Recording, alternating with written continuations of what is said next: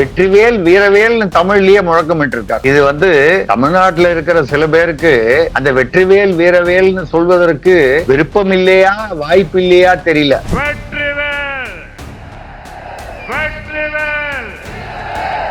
திருப்பரங்குன்றத்துக்கு இவர் போகக்கூடாது, அங்க போனா கலவரம் வரும். ஏன் திருப்பரங்குன்றத்துக்கு போகணும் பிரதமர் மோடி? அவர் இந்த நாட்டின் பிரதமர், அதைவிட இந்த நாட்டின் குடிமகன்.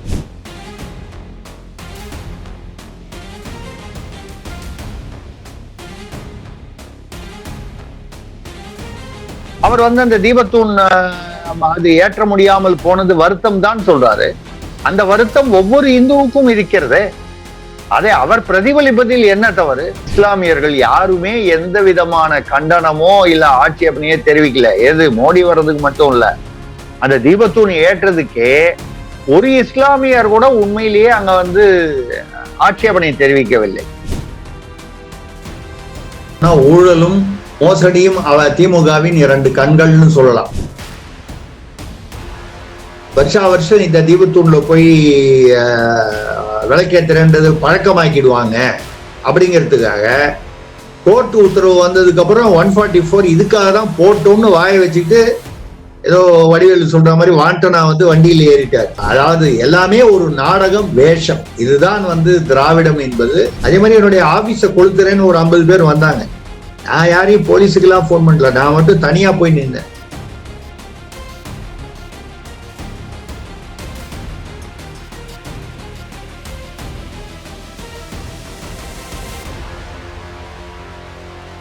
வணக்கம் தென்னவன் மீடியா நேயர்களே. இன்று நம் சேனலுக்கு அரசியல் விமர்சகர் திரிசக்தி சுந்தர்ராமன் அவர்களை வரவேற்கிறேன். வணக்கம் சார். வணக்கம் சிவகுமார் சார், நல்லா இருக்கீங்களா? நல்லா இருக்கேன். எங்க சேனலுக்கு முதல்முறையா நீங்க ஜாயின் பண்ணதுக்கு ரொம்ப நன்றி. தென்னவன் வியூவர்கள் சார்பாகவும் உங்களை நான் வரவேற்கிறதுல ரொம்ப மகிழ்ச்சியும் பெருமையும் அடைகிறேன் சார். தென்னவன் மீடியா நேயர்கள் அனைவருக்கும், சிகாகோ நகர பகுதி வாழ் தமிழர்கள் அனைவருக்கும், அமெரிக்க தமிழர்கள் அனைவருக்கும்னு சொல்லலாம், என்னுடைய உளமார்ந்த நன்றி கலந்த வணக்கங்கள். பேசலாம் வாங்க. தமிழ்நாட்டை பற்றியும் இந்தியாவை பற்றியும் நமது தேசத்தை, புண்ணிய தேசமான நம்முடைய பாரத தேசத்தை பற்றியும் அது தொடர்பான விஷயங்களை பற்றியும் பேசுவோம், கட்டாயம் பேசுவோம். சொல்லுங்க. கண்டிப்பா சார். நீங்க புண்ணியமான பாரத தேசம் சொன்னது ரொம்பவும் பொருத்தமான பேச்சு இன்னைக்கு. ஏன்னா நம்ம பிரதமர் மந்திரி மோடி மதுரைக்கு மதுரையில திருப்பரங்குன்றம் கோவில அவர் தரிசிச்சு, அந்த தரிசனம் வெற்றிகரமா நடந்து அதுல அவர் தனக்கு வேணுங்கிறத முருகன்கிட்ட வேண்டின்றதோட மட்டுமல்லாம அவர் இந்த தீபத்தூண் விஷயமா உயிரை துறந்த திரு பூர்ணச்சந்திரன் அவருக்கும் இரங்கலை தெரிவிச்சு, அவங்க குடும்பத்தையும் சந்திச்சு தன்னுடைய வருத்தத்தையும் தெரிவித்திருக்காரு. ஸோ இது நம்ம எப்படி இத பின்னணியா நம்ம எடுத்துக்கிறது? இந்த திருப்பரங்குன்றம் கோவில் தீபத்தூண் விவகாரம் ஒரு ராமர் கோவில் அளவுக்கு உருவெடுத்து ஒரு பாதிப்பை ஏற்படுத்துமா? அதாவது திருப்பரங்குன்றத்தை அவர் சாதாரணமாக அதாவது மோடி அவர்கள் சென்று அந்த பூர்ணச்சந்திரன் குடும்பத்திற்கு ஆறுதல் தெரிவித்தது, அவருக்கு அஞ்சலி தெரிவித்ததெல்லாம் அவருடைய பெருந்தன்மையை குறிக்கிறது. அது மட்டும் இல்லாமல் எங்கோ ஒரு மூலையிலிருந்து, அதாவது குஜராத்திலிருந்து டெல்லிக்கு போய் இந்தியாவை ஆளும், சர்வதேசத்திலும் அவர் தான் இன்னைக்கு 1 கோடி பேருக்கு மேல அவர் ஃபாலோயர்ஸ்ன்னு இருக்கக்கூடிய உலக பெருந்தலைவர். இவருக்கு அப்புறம் தான் மற்றவங்க எல்லாம் இருக்காங்க அப்படின்னு சொல்லக்கூடிய அளவுக்கு உலக பெருந்தலைவராக மற்ற நாடுகளில் பிரபலமாகவும் ஏற்றுக்கொள்ளப்படுபவராகவும் இருக்கிறார் என்பதில் பாரதத்திற்கு தனிப்பெருமை. அவர் திருப்பரங்குன்றம் அந்த தரிசனம் செய்து மட்டும் இல்லாமல் நீங்க சொன்ன மாதிரி வாய்மையே வெல்லும்னு சொன்னதோட வெற்றிவேல் வீரவேல்னு தமிழ்லயே முழக்கமிட்டு இருக்கார். இது தமிழ்நாட்டுல இருக்கிற சில பேருக்கு அந்த வெற்றிவேல் வீரவேல்னு சொல்வதற்கு விருப்பம் இல்லையா வாய்ப்பு இல்லையா தெரியல. விருப்பம் இல்லைன்னு அவங்க சொன்னாலும் நம்மளை பொறுத்தவரை எப்படி எடுத்துக்கிறோம்னா, இறைவன் தன்னை போற்றுபவர்களோ தன்னை வணங்குபவதற்கோ கூட இறைவன் நினைத்தால்தான் அந்த வரம் கிடைக்கும்.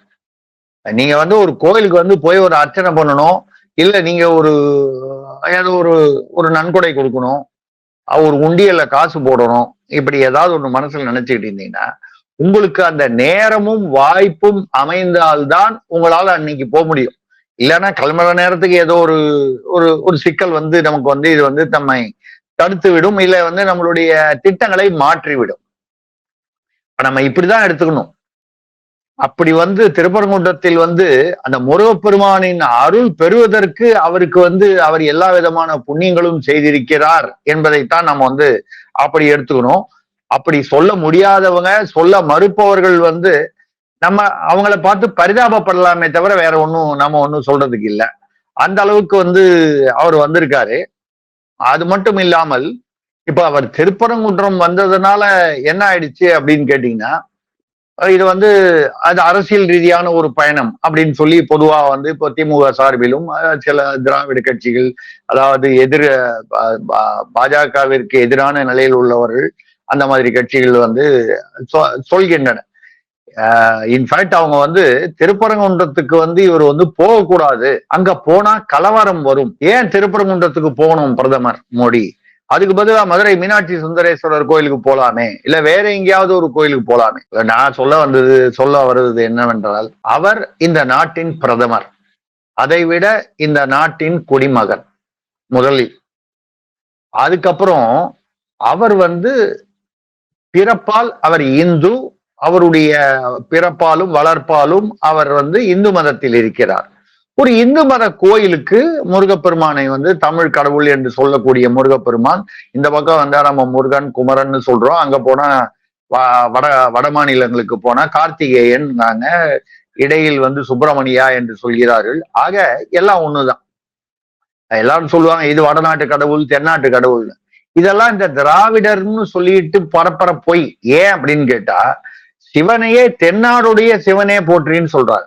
உண்மை. அப்ப கைலாயத்தில் இருக்கும் சிவனே தென்னாடுடைய சிவனே போற்றி, எந்நாட்டவர்க்கும் இறைவா போற்றி, எந்நாட்டவர்க்கும்.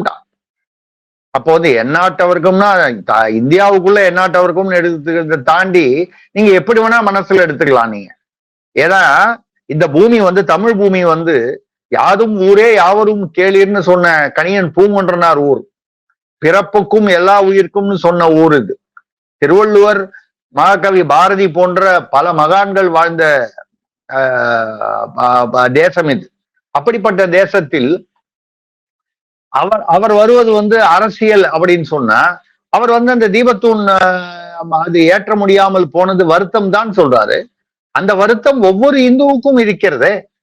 அதை அவர் பிரதிபலிப்பதில் என்ன தவறு? ஒரு இந்துவான ஒரு பிரதமர், இந்து மதத்தை சேர்ந்த பிரதமர், அவர் வந்து ஒரு தன்னுடைய மதம் சார்ந்த தான் வணங்கக்கூடிய ஒரு இந்து இறைவனான முருகப்பெருமானை, நீங்க கார்த்திகேயான்னு சொல்லுங்க, சுப்பிரமணியம் சொல்லுங்க, குமரன் சொல்லுங்க, முருகன் சொல்லுங்க, சரவணன் சொல்லுங்க, இப்படிப்பட்ட பேரே அதானே. ஆமா, ஆறுமுகம் சேர்த்துக்கலாம் நம்ம. ஆமா, என் பேர் இல்ல அது மட்டும் இல்ல சிவகுமார், சிவகுமாரர், இப்படி இருக்கக்கூடிய அந்த மாதிரி வந்து அவர் வந்து வணங்குவதை, அதை வந்து தவறு, இல்ல வந்து அவர் வந்தால் கலவரம் வந்து விடும் அப்படின்னு சொன்னா, உண்மையிலேயே திருப்பரங்குன்றத்துல வந்து பாத்தீங்கன்னா அடிப்படையில் அங்க உள்ள இந்துக்களுக்கும் இஸ்லாமியர்களுக்கும் அந்த திருப்பரங்குன்றத்தை சுற்றி வாழக்கூடிய, மதுரை பக்கம் வாழக்கூடிய இஸ்லாமியர்கள் யாருமே எந்த விதமான கண்டனமோ இல்ல ஆட்சேபனையே தெரிவிக்கல. எது மோடி வர்றதுக்கு மட்டும் இல்ல, அந்த தீபத்தூண் ஏற்றதுக்கே ஒரு இஸ்லாமியர் கூட உண்மையிலேயே அங்க வந்து ஆட்சேபனை தெரிவிக்கவில்லை. அதை அந்த பிரச்சனையை தூண்டிவிட்டது எல்லாம் அரசியல்வாதிகள் தான். அதாவது இந்து மதத்துக்கு எதிராக வந்து தங்களை காட்டிக்கொண்டால் சிறுபான்மையினரிடம் ஒரு நல்ல பெயர் வாங்கலாம் என்று.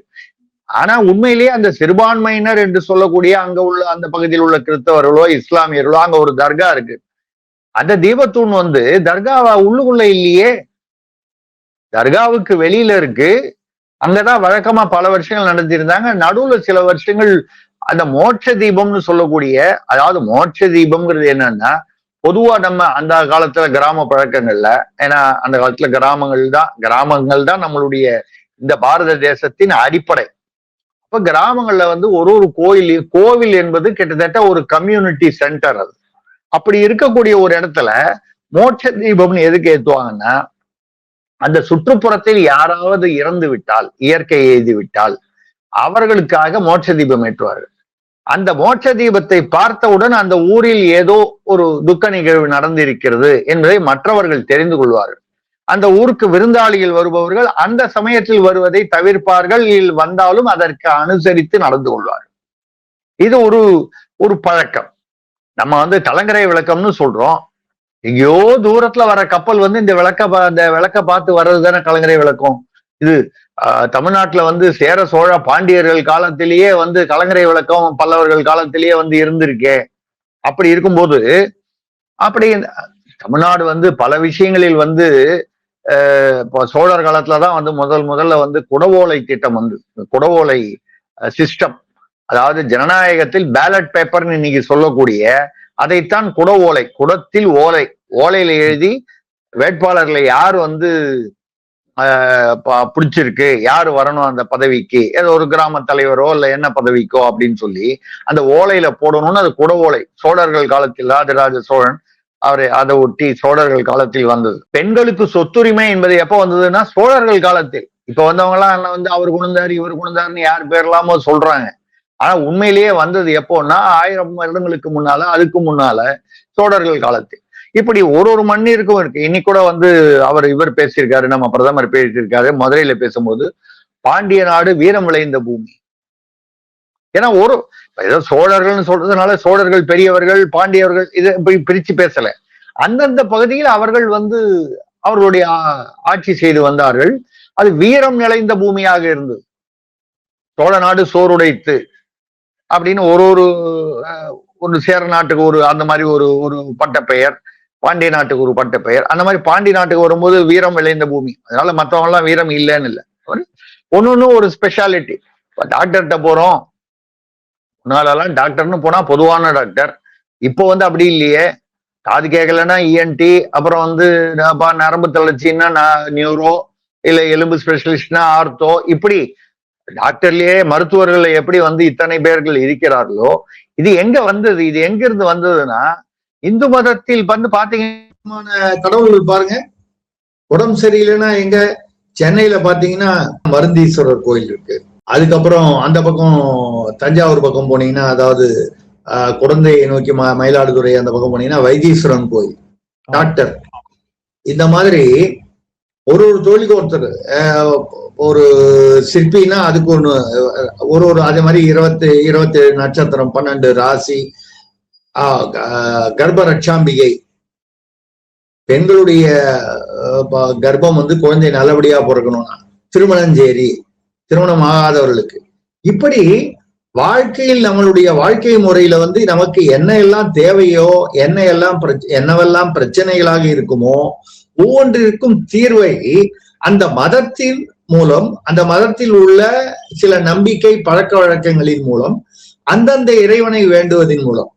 இப்ப மற்ற மதங்கள்ல உள்ள நம்ம எந்த மதத்தையும் நாம் இந்து மதம் உயர்வு என்று சொல்லுவது என்னுடைய தாய் எனக்கு உயர்வு என்று சொல்வது போலத்தான்.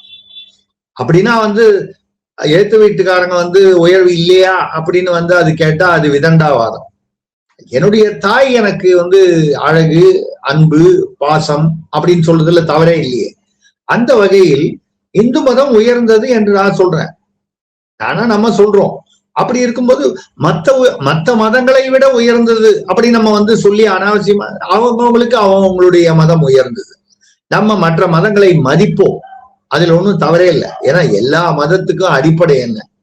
மதம் என்பது எதற்காக வந்தது? ஒரு கோட்பாடு, ஒரு ஒழுக்கம், டிசிப்ளின் வரணும். சோசியல் லைஃப்ல ஒரு டிசிப்ளின் வரணுங்கிறதுக்காக மதம் என்றை நம்மளுடைய முன்னோர்கள் உருவாக்கினார்கள். அதில் ஆதி மதம், ஆதி வாழ்க்கை முறை என்பது இந்து மதமாக இருந்தது. கூட சொல்லுவாங்க, வெள்ளக்காரன் பிரிட்டிஷ்காரங்க வந்த பிறந்தான் இந்துங்கிற வந்தது. இப்ப இந்து மகா சமுத்திரம்னு 2000 வருஷத்துக்கு முன்னாலே பேர் இருந்தது. எந்த வெள்ளக்காரன் வச்சுட்டு போனா இந்து மகா சமுத்திரம்னு? இந்து குஷ் மலைன்னு அதுக்கு பேர் இருக்கு. அது எங்க பாரசீகத்தில இருந்தும் சீனாவிலிருந்தும் அந்த பாகியான், அப்புறம் உவான் சுவாங் இவங்கெல்லாம் எழுதியிருக்காங்க இந்து குஷ் மலைன்னு.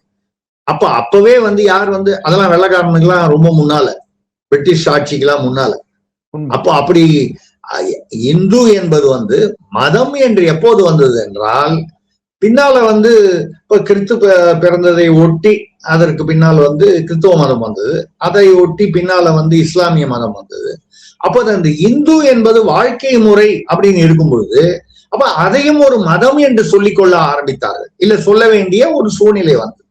அதுவரை அது உலகம் பூராவும் பரவி இருந்த வாழ்க்கை முறை.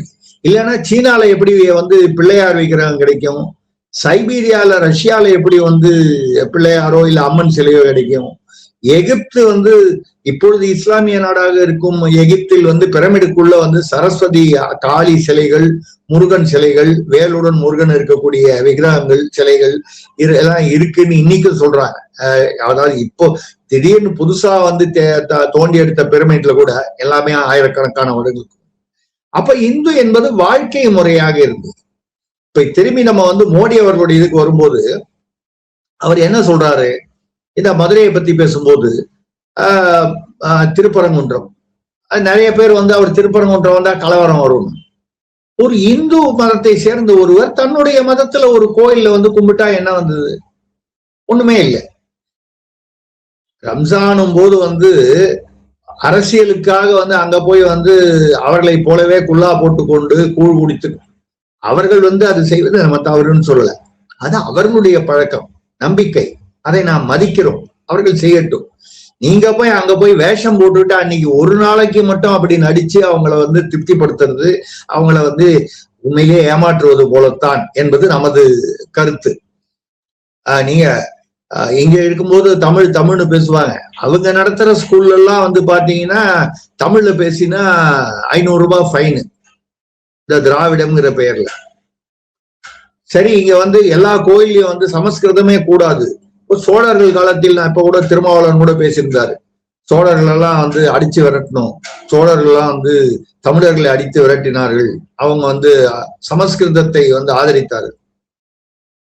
சமஸ்கிருதமும் தமிழும் இரு கண்களாக தமிழ்நாட்டில் அந்த காலகட்டத்தில் இருந்தது. அதனால ராஜராஜ சோழன், ராஜேந்திர சோழன், இவங்க போல மற்ற சோழர்கள், மற்றவங்க பாண்டியர்கள் எல்லாருடைய கல்வெட்டிலும் ஒரு பக்கம் ஒரு இடது பக்கம் சமஸ்கிருதம், வலது பக்கம் இருந்து எல்லா பெயர்களிலுமே சமஸ்கிருத பெயர் இல்லாத பெயர் எது? இப்ப சமஸ்கிருத பெயர் எழுத்துக்களே இல்லாத நம்ம தமிழக முதல்வர் ஐயா திரு ஸ்டாலின் அவர்களுடைய பெயர்ல முதல் எழுத்து சமஸ்கிருத எழுத்து தானே, இசு தானே, வடமொழின்னு சொல்லக்கூடியது. ஜாங்கிற பெயரை எடுத்துட்டா நீங்க ராஜராஜன்கிறத ராசராசன் சொன்னதுனால மாறிட போகுதா? உண்மையிலேயே ராஜராஜன்கிறது அவருடைய பெயர் இல்லை, அவருடைய பெயர் அருண்மொழிவர்மன். ஆமா, ராஜேந்திர சோழனுடைய பெயர் மதுராந்தகர். இப்படி அவர்களுடைய இந்த ராஜராஜ சோழன்கிறது ஒரு பட்டம், ராஜேந்திர சோழன்கிறது ஒரு பட்டம், ஒரு விருது அல்லது பட்டம்.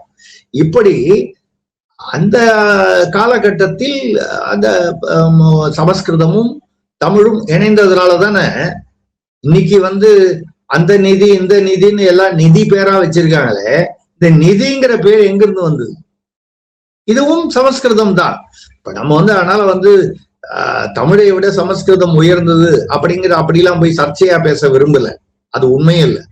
எல்லா மொழிக்கும் அந்தந்த மொழிக்கு ஒரு வளமை, ஒரு சிறப்பு இருக்கு. சமஸ்கிருதத்திலிருந்து எத்தனையோ தமிழுக்கு வார்த்தைகள் வந்திருக்கின்றன. தமிழிலிருந்து சமஸ்கிருதத்துக்கு வந்திருக்கு. கட்டுமரம் என்கிற தமிழ் வார்த்தை கேட்டமரான்னு இங்கிலீஷ்ல வரலையா? நான் இந்தோனேஷியாவில் ஒரு 18 வருடங்கள் இருந்தவன். இந்தியாவுல ஒரு தேசியமயமாக்கப்பட்ட ஒரு வங்கியில் அதிகாரியா இருந்து விட்டு அதை ராஜினாமா செய்துட்டு இந்தோனேஷியா போனேன், நானும் என்னுடைய மனைவியும். அங்கேயும் ஒரு முதலில் ஒரு ப்ரொஃபஷனலா இருந்து பின்னால தொழிலதிபராகி இந்தோனேஷியாவின் மேகவதி சுகர்ணோபுத்திரி என்ற ஜனாதிபதி அவர்களுக்கு இந்திய உறவுக்கான கௌரவ ஆலோசகராக இருந்தேன், தொழிலதிபராக இருந்தேன், நிலக்கரி சுரங்கங்கள் வைத்து நடத்தியிருந்தேன். நான் அடிப்படையில் ஒரு எக்ஸ் பேங்கர், ஒரு லாயர். ஆனா நான் பிராக்டிஸ் பண்ணல. அதை தவிர நான் கவிஞன், ஒரு பட்டிமன்ற பேச்சாளன், மேடை பேச்சாளன், எழுத்தாளன், பத்திரிகையாளன். 48 வருடங்களாக பத்திரிகைகளில் எழுதி கொண்டிருக்கிறேன். 15 வருடங்களுக்கு மேலாக அரசியல் பத்திரிகை உட்பட, ஆன்மீக பத்திரிகை உட்பட பத்திரிகைகள் நடத்தி கொண்டு வருபவன். அப்படி இருக்கும் பொழுது என்ன சொல்றேன்னா, இப்ப கூட வந்து நிறைய பேர் கேட்பாங்க, இந்தோனேஷியால போய் நீங்க எப்படி அவ்வளவு குறுகிய காலத்துலன்னா ஒரு ஜனாதிபதிக்கு ஒரு ஆலோசகரா வந்தது எப்படி? ஒண்ணும் இல்ல, ரகசியம். நான் பெருசா படிச்சவன், நான் தான் இருக்கிறதுலயே அறிவு, அப்படிலாம் ஒண்ணும் இல்ல. அவர்களுடைய மொழியை பாஷா இந்தோனேஷியா என்கிற அவர்களுடைய கிட்டத்தட்ட மலேசியாவில் பேசுற மலாய் மொழி மாதிரி இருக்கும், அதாவது ஒட்டி இருக்கும், தமிழ் மலையாளம் மாதிரி ஒட்டி இருக்கும். அந்த மாதிரி இருக்கக்கூடிய மொழியை அங்க போய் கத்துக்கிட்டு எழுத பேச மொழிபெயர்க்க கற்றுக்கொண்டேன்.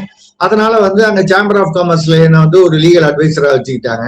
அதுக்கப்புறம் ஜனாதிபதி அவர்கள் வந்து எங்கேயோ சந்தித்து அதனுடைய மூலமாக ஜனாதிபதிக்கு கௌரவ ஆலோசகராக வரக்கூடிய ஒரு வாய்ப்பு எனக்கு கிடைத்தது. அப்துல் கலாம் அவர்கள் வந்து தன்னுடைய முதல் புத்தகமான, அதாவது முதல் புத்தகம் தமிழ்ல அவர் எழுதின புத்தகமான விங்ஸ் ஆஃப் ஃபயர்ல வந்து தமிழ்ல அக்னிசரர்கள் அதை எழுதும் போது, இதை நான் வெளியிடும் போது முதல் பிரதியை வாங்கி கொள்ள வேண்டியவர் திருசக்தி சுந்தரராமன் அடையாளம் காண்பித்தார். ஏன்னா அதுக்கு முன்னால் அவரோட நான் சந்தித்த ஜனாதிபதியாக இருக்கும்போது 1 மணி நேரம் ஒரு அளவாவும் ஒரு மிகப்பெரிய ஒரு வாய்ப்பு எனக்கு கிடைத்தது. பிரதமர் மோடி அவர்களை குஜராத் முதல்வராக இருக்கும்போது 2011 சந்தித்து 1.25 மணி நேரம் பேசக்கூடிய ஒரு பெரும் பாக்கியம் கிடைத்தது. இதெல்லாம் நம்ம எப்படி நினைக்கிறோம்னா, ஏதோ நம்மளோட திறமையினால வந்துருச்சு அப்படின்னு நினைக்கல. இதெல்லாம் வந்து ஒரு கடவுள் நமக்கு கொடுத்த அருள்.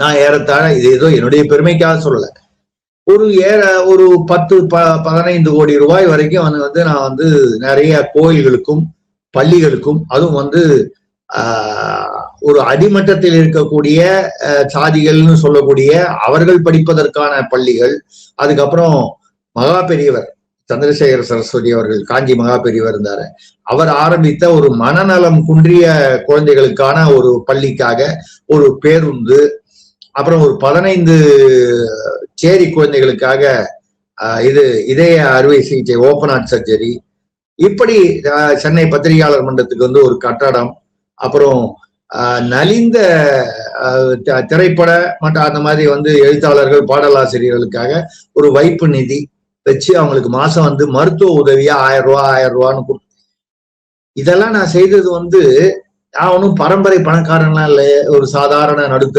நடுத்தர குடும்பத்திலேருந்து வந்தேன். நான் என்ன நினைக்கிறேன்னா, என்னை விட திறமையானவர்கள் எத்தனையோ பேர் இருந்தாலும் இறைவன் அருளால் தான் நமக்கு இந்த வாய்ப்பு கிடைத்தது.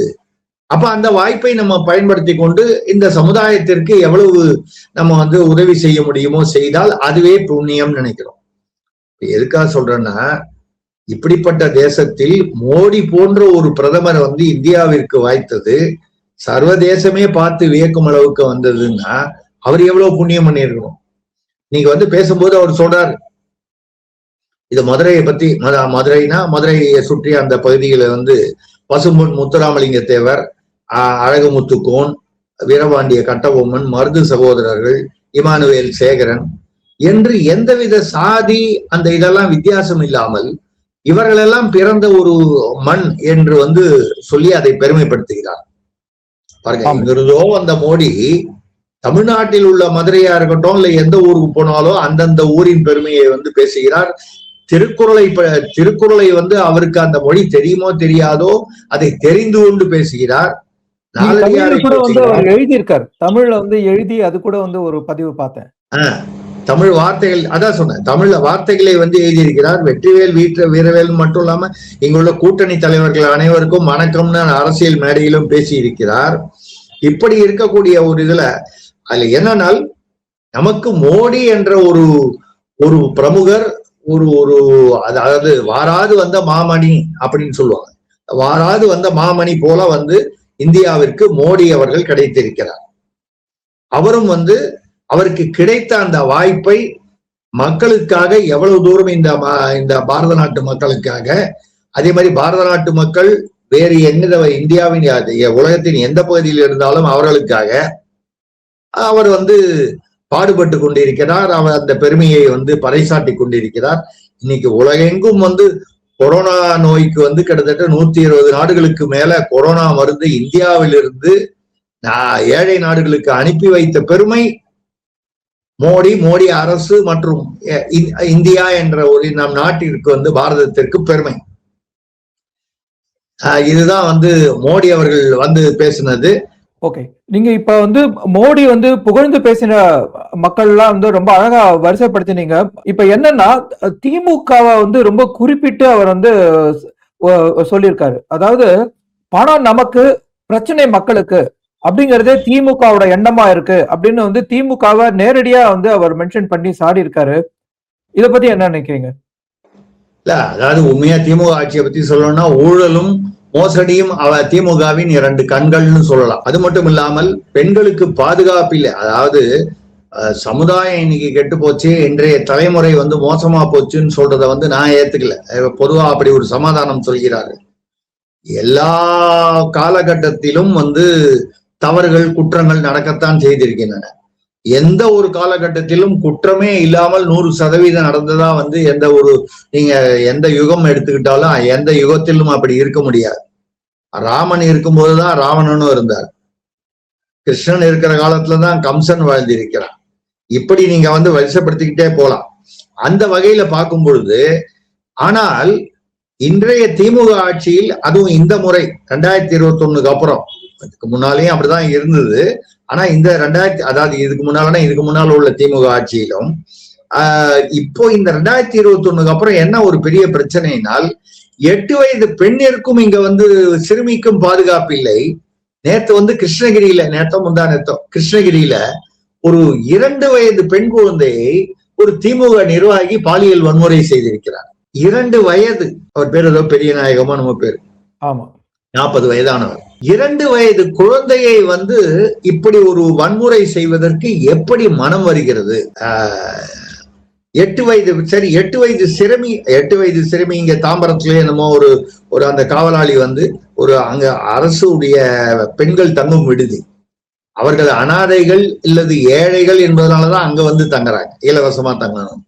அந்த பெண்ணை பாலியல் வன்முறை செய்து அது வந்து முரண்டு பிடித்ததற்காக அதை வந்து தலையையும் காலையும் செவுற்றில் மோதி அந்த மாதிரிலாம் வந்து பண்ணிருக்காங்க. இப்ப பாத்தீங்கன்னா ஒரு சில மாதங்களுக்கு முன்னால ஏதோ அந்த பக்கம் தர்மபுரி அந்த பக்கம் காட்டுக்குள்ள வந்து ஒரு 80 வயது மூதாட்டி பழங்கள் பறிக்க போயிருக்கிறார். அங்கே ஒரு இளைஞன் அவரை பாலியல் வன்முறை செய்திருக்கிறார். யாரை? 80 வயது மூதாட்டியை. அந்த இளைஞனுக்கு வயது 22. அவன் முழுதாக கஞ்சா போதையில் பாலியல் வன்முறை செய்து, காதுல ஏதோ இதெல்லாம் பாப்படமோ இல்ல அந்த இதுவோ கம்மல் ஏதோ குறைந்தபட்ச நகை போட்டிருக்காங்க. அந்த நகையை வந்து எடுத்துக்கொண்டு அதை பிடுங்கி கொண்டு பாலியல் வன்முறை செய்து காலை பிடிச்சி அவங்க வந்து அதை தடுத்தாங்க, முரண்டு பிடிச்சாங்கன்றதுக்காக காலை பிடிச்சி தரதரன்னு இழுத்துட்டு வரும்போதே உயிர் போயிடுச்சு. அப்ப 2 வயது குழந்தையிலிருந்து 80 வயது மூதாட்டி வரை தனியாக வீட்டுல இருக்கும் பெரியவர்கள், இந்த பக்கம் ஓசூர் இந்த பக்கம்லாம் அந்த கோயம்புத்தூர் கோவை பகுதியெல்லாம் பாத்தீங்கன்னா எல்லாரும் பெரிய ஒரு பண்ணை வீடு மாதிரி இருக்கும். வீட்டை சுற்றி தோட்டமா இருக்கும், நடுவுல வீடு இருக்கும். அவளே விவசாயம் செய்வார். அந்த வீட்டிற்குள்ளெல்லாம் புகுந்து கொள்ளை அடிப்பதோடு போனால் கூட பரவாயில்லை, கொலை செய்து விட்டு கொலை தேவைப்படாமல் கூட அவர்கள் வந்து நாளைக்கு அடையாளம் காமிச்சிடக்கூடாதுன்றதுக்காகவோ என்னவோ கொள்ளை இது சரி. காவல்துறை இதெல்லாம் தடுக்கும்னு பார்த்தா கள்ளச்சாராயம் காய்ச்சறாங்க. இதுல கள்ளக்குறிச்சியில மற்ற எத்தனையோ இடங்கள்ல கள்ளக்குறிச்சியில பெருசாச்சு, 68 பேர் இறந்து போனாங்க. அதுல திமுகவை சேர்ந்த 2 எம்எல்ஏக்கள் வந்து அவர்களும் வந்து அதற்கு பின்னால் இருந்தார்கள் என்று பத்திரிகைகளில் பெயர் குறிப்பிட்டே வெளியானது. ஆனால் அவர்கள் பேரில் வழக்கு இல்லை. இது வந்து ஒரு உதாரணமா தான் சொல்றோம். சென்னையில வந்து 5 போலீஸ்காரர்கள் வந்து ஒரு ஆப், அதாவது செயலி என்று தமிழ்ல சொல்வார்கள், ஆப். அந்த ஆப் வச்சு போதை இந்த மெட்ஸ் இந்த ஹெரோயின் மாத்திரைகளை வந்து போலீஸ்காரர்கள் விட்டிருக்கிறார்கள். முந்தா நேரத்தை வடபழனி கோயிலுக்குள்ள வந்து கோவில் சாத்தினதுக்கு அப்புறம் மத்தியானம் வந்து தரிசனம் பண்ணணும்னு சொல்லி தகராறு பண்ணி ஒரு போலீஸ்காரர், ஏதோ இத்தனைக்கு ஆர்ம்ட் ரிசர்வ்ல இருக்கிறவர் தான். ஆர்ம்ட் ரிசர்வ்னாலே அது கொஞ்சம் அப்படி தள்ளி போடுவாங்க, இந்த ஓரமா போடுற மாதிரி, அது ஏஆர்னு பேரு. அப்படிப்பட்டவர் உள்ள வந்து கலாட்டா பண்ணி அங்க உள்ள அந்த ஒரு கோயில் ஊழியரை வந்து தாக்கி இருக்கிறார். சிசிடிவில அதெல்லாம் எடுத்துட்டு இந்த கோயிலுடைய இணை ஆணையர், வடபழனி கோயில்னா நார்மலா ஜேசி, ஜாயிண்ட் கமிஷனர், அவரே வந்து ஏன்னா மற்ற ஊழியர்கள்லாம் இனிமேல் நான் பணிக்கு வரமாட்டேங்கிறான், எங்களுக்கு வந்து பாதுகாப்பு இல்லை, வேறு வழி இல்லாம காவல்துறையில கொண்டு போய் கொடுத்தா காவல்துறையில இதுவரை எஃப்ஐஆர் ஃபைல் பண்ணல. ஓசூர்ல பாத்தீங்கன்னா வீட்டு வாசல்ல பைக்கை நிறுத்தி வச்சிருந்தாரு. பின்னால கார்ல வந்து ஹார்ன் அடிச்சு அவர் வந்து எடுக்கிறதுக்கு ஒரு 2 நிமிஷம் ஆச்சுன்றதுக்காக அந்த பைக்கையும் இடிச்சு தள்ளி அது இடிச்சு தள்ளினது வந்து ஒரு திமுக நிர்வாகியுடைய மகன் ஆதித்யான்னு 22 வயசு. அவர்கள் வந்து ஏன்பா வந்து இந்த மாதிரி கலாட்டா பண்றீங்க போதையில, நாங்க தான் வந்து வண்டியை எடுத்துட்டுமே அப்படின்னு சொல்லும் போது அத சொன்னவர் வந்து அவர் ஒரு அரசு அதிகாரி, ஒரு அசிஸ்டன்ட் லேபர் இன்ஸ்பெக்டர், 55-57 வயதோ 60 வயது கிட்ட. அவர் வந்து அவரையும் அந்த குடும்பம் அந்த இளைஞன், அந்த பைக்குக்கார, அந்த வீட்டுக்கார இளைஞன், அவருடைய மனைவி, 6 வயது குழந்தை இருக்காங்க, வேண்டுமென்றே காரை ஏற்றி மறுபடியும் ரிவர்ஸ்ல ஏற்றி அந்த மாதிரிலாம் பண்ணி அவர் வந்து சிவமூர்த்தின்னு அவர் வந்து எலும்புகள்லாம் உடைந்து இறந்து விட்டார். அது இறந்தது ஒரு கொடுமை என்றால், அதுக்கப்புறம் போலீஸ்ல எஃப்ஐஆர் போட மாட்டேங்கிறா. எஃப்ஐஆர் போட்டதுக்கு அப்புறம் திமுக நிர்வாகி பையனை மட்டும் விட்டுட்டு பாக்கி 2 பேரையும் அரெஸ்ட் பண்றாங்க. அந்த பையனை அரெஸ்ட் பண்ணல. அதுக்கப்புறம் அரெஸ்ட் பண்ணதுக்கு அப்புறம் பார்த்தா ஒரு 10-15 பேர் தெருவில் வந்து நின்று இதை வேடிக்கை பார்த்திருக்காங்க. இது நடக்கும்போது அந்த மால்கிரி சீனிவாசன் என்ற அந்த திமுக நிர்வாகி, தனிக்கு அவர் ஒன்றும் பெரிய பதவியிலாம் இல்ல, பஞ்சாயத்து யூனியன்ல முன்னாள் தலைவராக இருந்தாரு, இப்ப ஏதோ பொதுக்குழுல இருக்கவர். அவர் வந்து ஆட்களோடு போலீஸ் துணையோடு வந்து ஒரு வீட்லயா போய் யார் வீடியோ எடுத்திருக்காங்கன்னு வந்து தெரிஞ்சுக்கிட்டு விசாரிச்சு மிரட்டி அந்த வீடியோக்களை அழித்து விட்டு போயிருக்கிறார் போலீஸ் துணையோடு. இப்ப அந்த தெருவுல யாரையும் வந்து சாட்சி கூப்பிட்டா நான் எதையுமே பார்க்கலங்கிறான். ஆனா நல்ல வேளையா யாரோ ஒரு இளைஞர் வந்து இத வீடியோ எடுத்து சத்தம் போடாம வைரலா ரிலீஸ் பண்ணிட்டாரு. அதனால வந்து அட்லீஸ்ட் ஏதோ ஒரு சாட்சி இருக்கு. அப்போ இதெல்லாம் பார்த்து கொண்டு ஒரு முதல்வர், துணை முதல்வர், ஒரு அரசாங்கம் இருக்கிறது.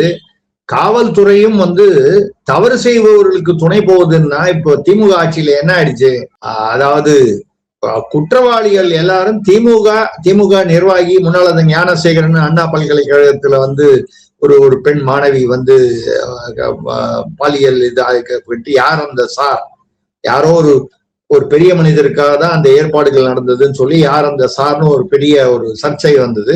சார்னு யாருமே இல்லைன்னு சொல்லி அதை ஒரு மாதிரியா முடிச்சு விட்டாங்க.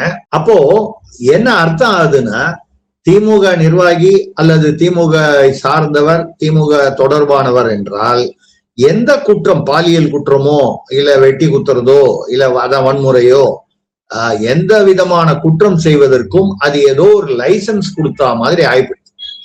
இதைத்தான் வந்து மோடி அவர்கள் சொல்லும் பொழுது திமுக ஆட்சிக்கு ஒரு முடிவு கட்ட வேண்டும், இந்த தேர்தல் தமிழ்நாட்டிற்கு ஒரு திருப்பு முனையாக இருக்க வேண்டும், பெண்களுக்கு பாதுகாப்பான இருக்க வேண்டும், தமிழ்நாட்டை கொள்ளையடிச்சிருக்கணும். இப்ப கூட இந்த லாரி உரிமையாளர்கள் சங்கத்தை சேர்ந்த அவர் தலைவர் யுவராஜன் அவர் சொல்லியிருக்காரு, ஒரு நாளைக்கு இந்த மதுரை பக்கத்துல இருந்து, மதுரைனா மதுரையை சுற்றி இருக்கக்கூடிய அந்த பகுதியிலிருந்து அண்டை மாநிலங்களுக்கு ஒரு நாளைக்கு 4000 லாரி கனிம வளங்கள் கடத்தப்படுகின்றன. கிட்டத்தட்ட 1 லட்சம் டன் ஒரு நாளைக்கு. 1 லட்சம் டன் அப்படின்னு சொன்னால், இல்ல வந்து நீங்க வந்து கனிம வளங்கள் கடத்தப்பட்டால், அப்ப தமிழ்நாட்டில் வந்து கொள்ளையடித்து எங்கெங்கோ கொண்டு போய் விற்பது. அப்ப ஏதோ ஒரு குடும்பம், ஏதோ ஒரு கட்சி, இல்ல சில குடும்பங்கள், குறிப்பிட்ட குடும்பங்கள், இவர்கள் வந்து இருக்காங்க. இப்ப கூட சொல்லுவாங்க, சாராய நாங்க வந்தா மது ஆலைகளை மது விலக்கு கொண்டு வருவோம்னு போன தடவை இது கொடுத்தாங்க, அது பேர் என்ன, வாக்குறுதி. எப்படி சார் கொண்டு வருவாங்க? மொத்தம் இருக்கிற 12 ஆலையில 11 ஆலை வந்து திமுக அல்லது திமுக நிர்வாகிகள் அல்லது அவர்களை சார்ந்தவர்கள், பினாமிகள், இவர்கள் நடத்துவது. அரசாங்கத்திற்கு சுமார் வந்து டாஸ்மாகிற்கு வந்து சட்டபூர்வமாக ஒரு சராசரியா ஒரு 50,000 கோடி வருது ஒரு வருஷத்துக்கு.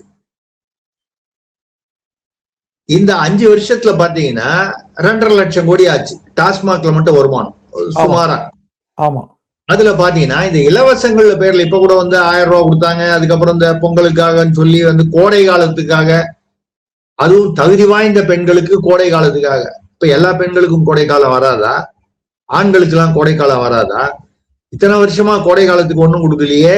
அப்போ இத்தனை வருஷமா வந்து கோடை வரவே இல்லையா? சென்னை உட்பட எல்லா இடமும் வந்து குழுன்னு இருந்ததா? அப்ப பாத்தீங்கன்னா டாஸ்மாக்ல வர 2.5 லட்சம் கோடியில வெறும் டாஸ்மாக பத்தி மட்டும்தான் பேசுறோம், மற்ற வரவுகளை பத்தி பேசல. அதுல ஒரு 75,000 கோடி வந்து இலவசங்களா கொடுக்குறாங்க. ஆனால் இதுலயே இவ்வளவு மிச்சப்படுது அப்படின்னு சொன்னா எப்படி வந்து 70 வருடங்களாக 5 லட்சம் கோடிக்கு கீழே இருந்த தமிழ்நாட்டுடைய கடன் இந்த 5 வருடங்களில் மட்டும் இன்னொரு 5 லட்சம், கிட்டத்தட்ட ஒரு 4.5 லட்சம் ரூபாய் 5 லட்சம் கோடி கடன் ஏறிடுச்சு, டபுள் ஆயிடுச்சு இந்த ஒரே ஒரு டேர்ம்ல. ஒரு டாஸ்மாக்ல மட்டும் 2.5 லட்சம் கோடி வருமானத்துல நீங்க இலவசமா கொடுக்குற 75 கழிச்சுங்க, இலவசமா மக்களுக்கு தான் கொடுத்தீங்கன்னு வச்சுப்போம். அதுலயே இவ்வளவு வருமானம் மிச்சப்பட்டிருந்தால் இன்னும் உங்களுக்கு எவ்வளவு மற்ற துறைகளில் இருக்கக்கூடும். உத்தரப்பிரதேசம் போன்ற மாநிலங்கள் எல்லாம் அங்கெல்லாம் வந்து அதான் ரெவின்யூ எக்ஸஸ் ஏறக்குறைய 1 லட்சம் கோடி வந்து ஏதோ ஒரு குறிப்பிட்ட பெரிய பல ஆயிரங்கள் கோடின்னு சொல்லக்கூடிய அளவுக்கு டெபிசிட்ல இருந்து ரெவின்யூ எக்ஸஸ் வந்துருச்சு. தமிழ்நாடு நாளுக்கு நாள் அதுவும் இந்த ஆட்சியில வந்து கிட்டத்தட்ட 45,000 கோடி வந்து டெபிசிட் பினான்சிங் ஏற்கனவே உள்ளது. இப்ப உள்ள கிட்டத்தட்ட 10 லட்சம் கோடி கடனை தாண்டி இப்போ வந்து போட்டிருக்காங்க. வரப்போற இந்த இடைக்கால பட்ஜெட்ல பாத்தீங்கன்னா இன்னொரு 25,000 கோடியாவது வந்து ஒரு வருஷத்துல வந்து 25,000 கோடி வந்து குறைந்தபட்சம். ஏன்னா இவர்கள்ட்ட எப்பவுமே இந்த மாதிரி விஷயங்கள்ல வந்து டெபிசிட்னு சொல்றதை விட டெபிசிட் பாத்தீங்கன்னா கடைசியில அதிகமா வரும், வருவாய் எவ்வளவுன்னு சொல்றாங்களோ அதை விட கம்மியா வரும். அது பொதுவான ஒரு விஷயம். இந்த அளவுக்கு இருக்கு. இந்த தமிழ்நாட்டை வந்து கொள்ளையடிப்பதை வந்து திமுக கொள்ளையடிக்கிறது என்று பிரதமர் வந்து வெளிப்படையாக பேசியிருக்கிறார். அவர் கூட வந்து சில திட்டங்கள் தமிழ்நாட்டுக்காக மெட்ராஸ் எக்மோர் பீச் எக்மோர் அந்த இதுல வந்து 4வது லைன் போடுறது, அதுக்கப்புறம் ஒரு 8 ரயில்வே ஸ்டேஷன்ல திருவாரூர் உட்பட, திருவாரூர்னு ஏன் சொல்றேன் உங்களுக்கு தெரியும், நல்லா புரியுது. முதல்வர் மு.க. ஸ்டாலின் அவர்களுடைய சொந்த ஊரான திருவாரூர் உட்பட 8 ரயில்வே ஸ்டேஷன். அதுல கூட வந்து அவர் வந்து பாரபட்சம் பார்க்கல, இது யாருடைய ஊர்லாம் பார்க்கல. அது மாதிரி ஸ்ரீவில்லிபுத்தூர், மொரப்பூர், அப்படி ஒரு 8 ஊருக்கு வந்து அந்த ரயில்வே ஸ்டேஷன்ல ஏற்கனவே 70 ரயில்வே ஸ்டேஷன்ல வந்து மேம்பாடு பண்ணியிருக்காங்க. அதே மாதிரி பண்றது. அதுக்கப்புறம் நிறைய அந்த மரக்காணம் புதுவை அந்த ECR அந்த இதெல்லாம் வந்து 30,000 கோடி வந்து அதுக்கான திட்டங்கள்லாம் ஒதுக்கி இருக்காரு. இதெல்லாம் வந்து மக்களுக்கு நாளுக்கு நாள் வந்து நன்மைகள் எப்படியெல்லாம் செய்யணும் அப்படின்னு. இன்னைக்கு மக்களுக்கு தெரியாத விஷயம் என்னன்னா, எல்லாம் ரேஷன் கொடுக்குறாங்க, ரேஷன் அரிசி போடுறாங்க ஏழைகளுக்கு, பின்தங்கியவர்களுக்கு.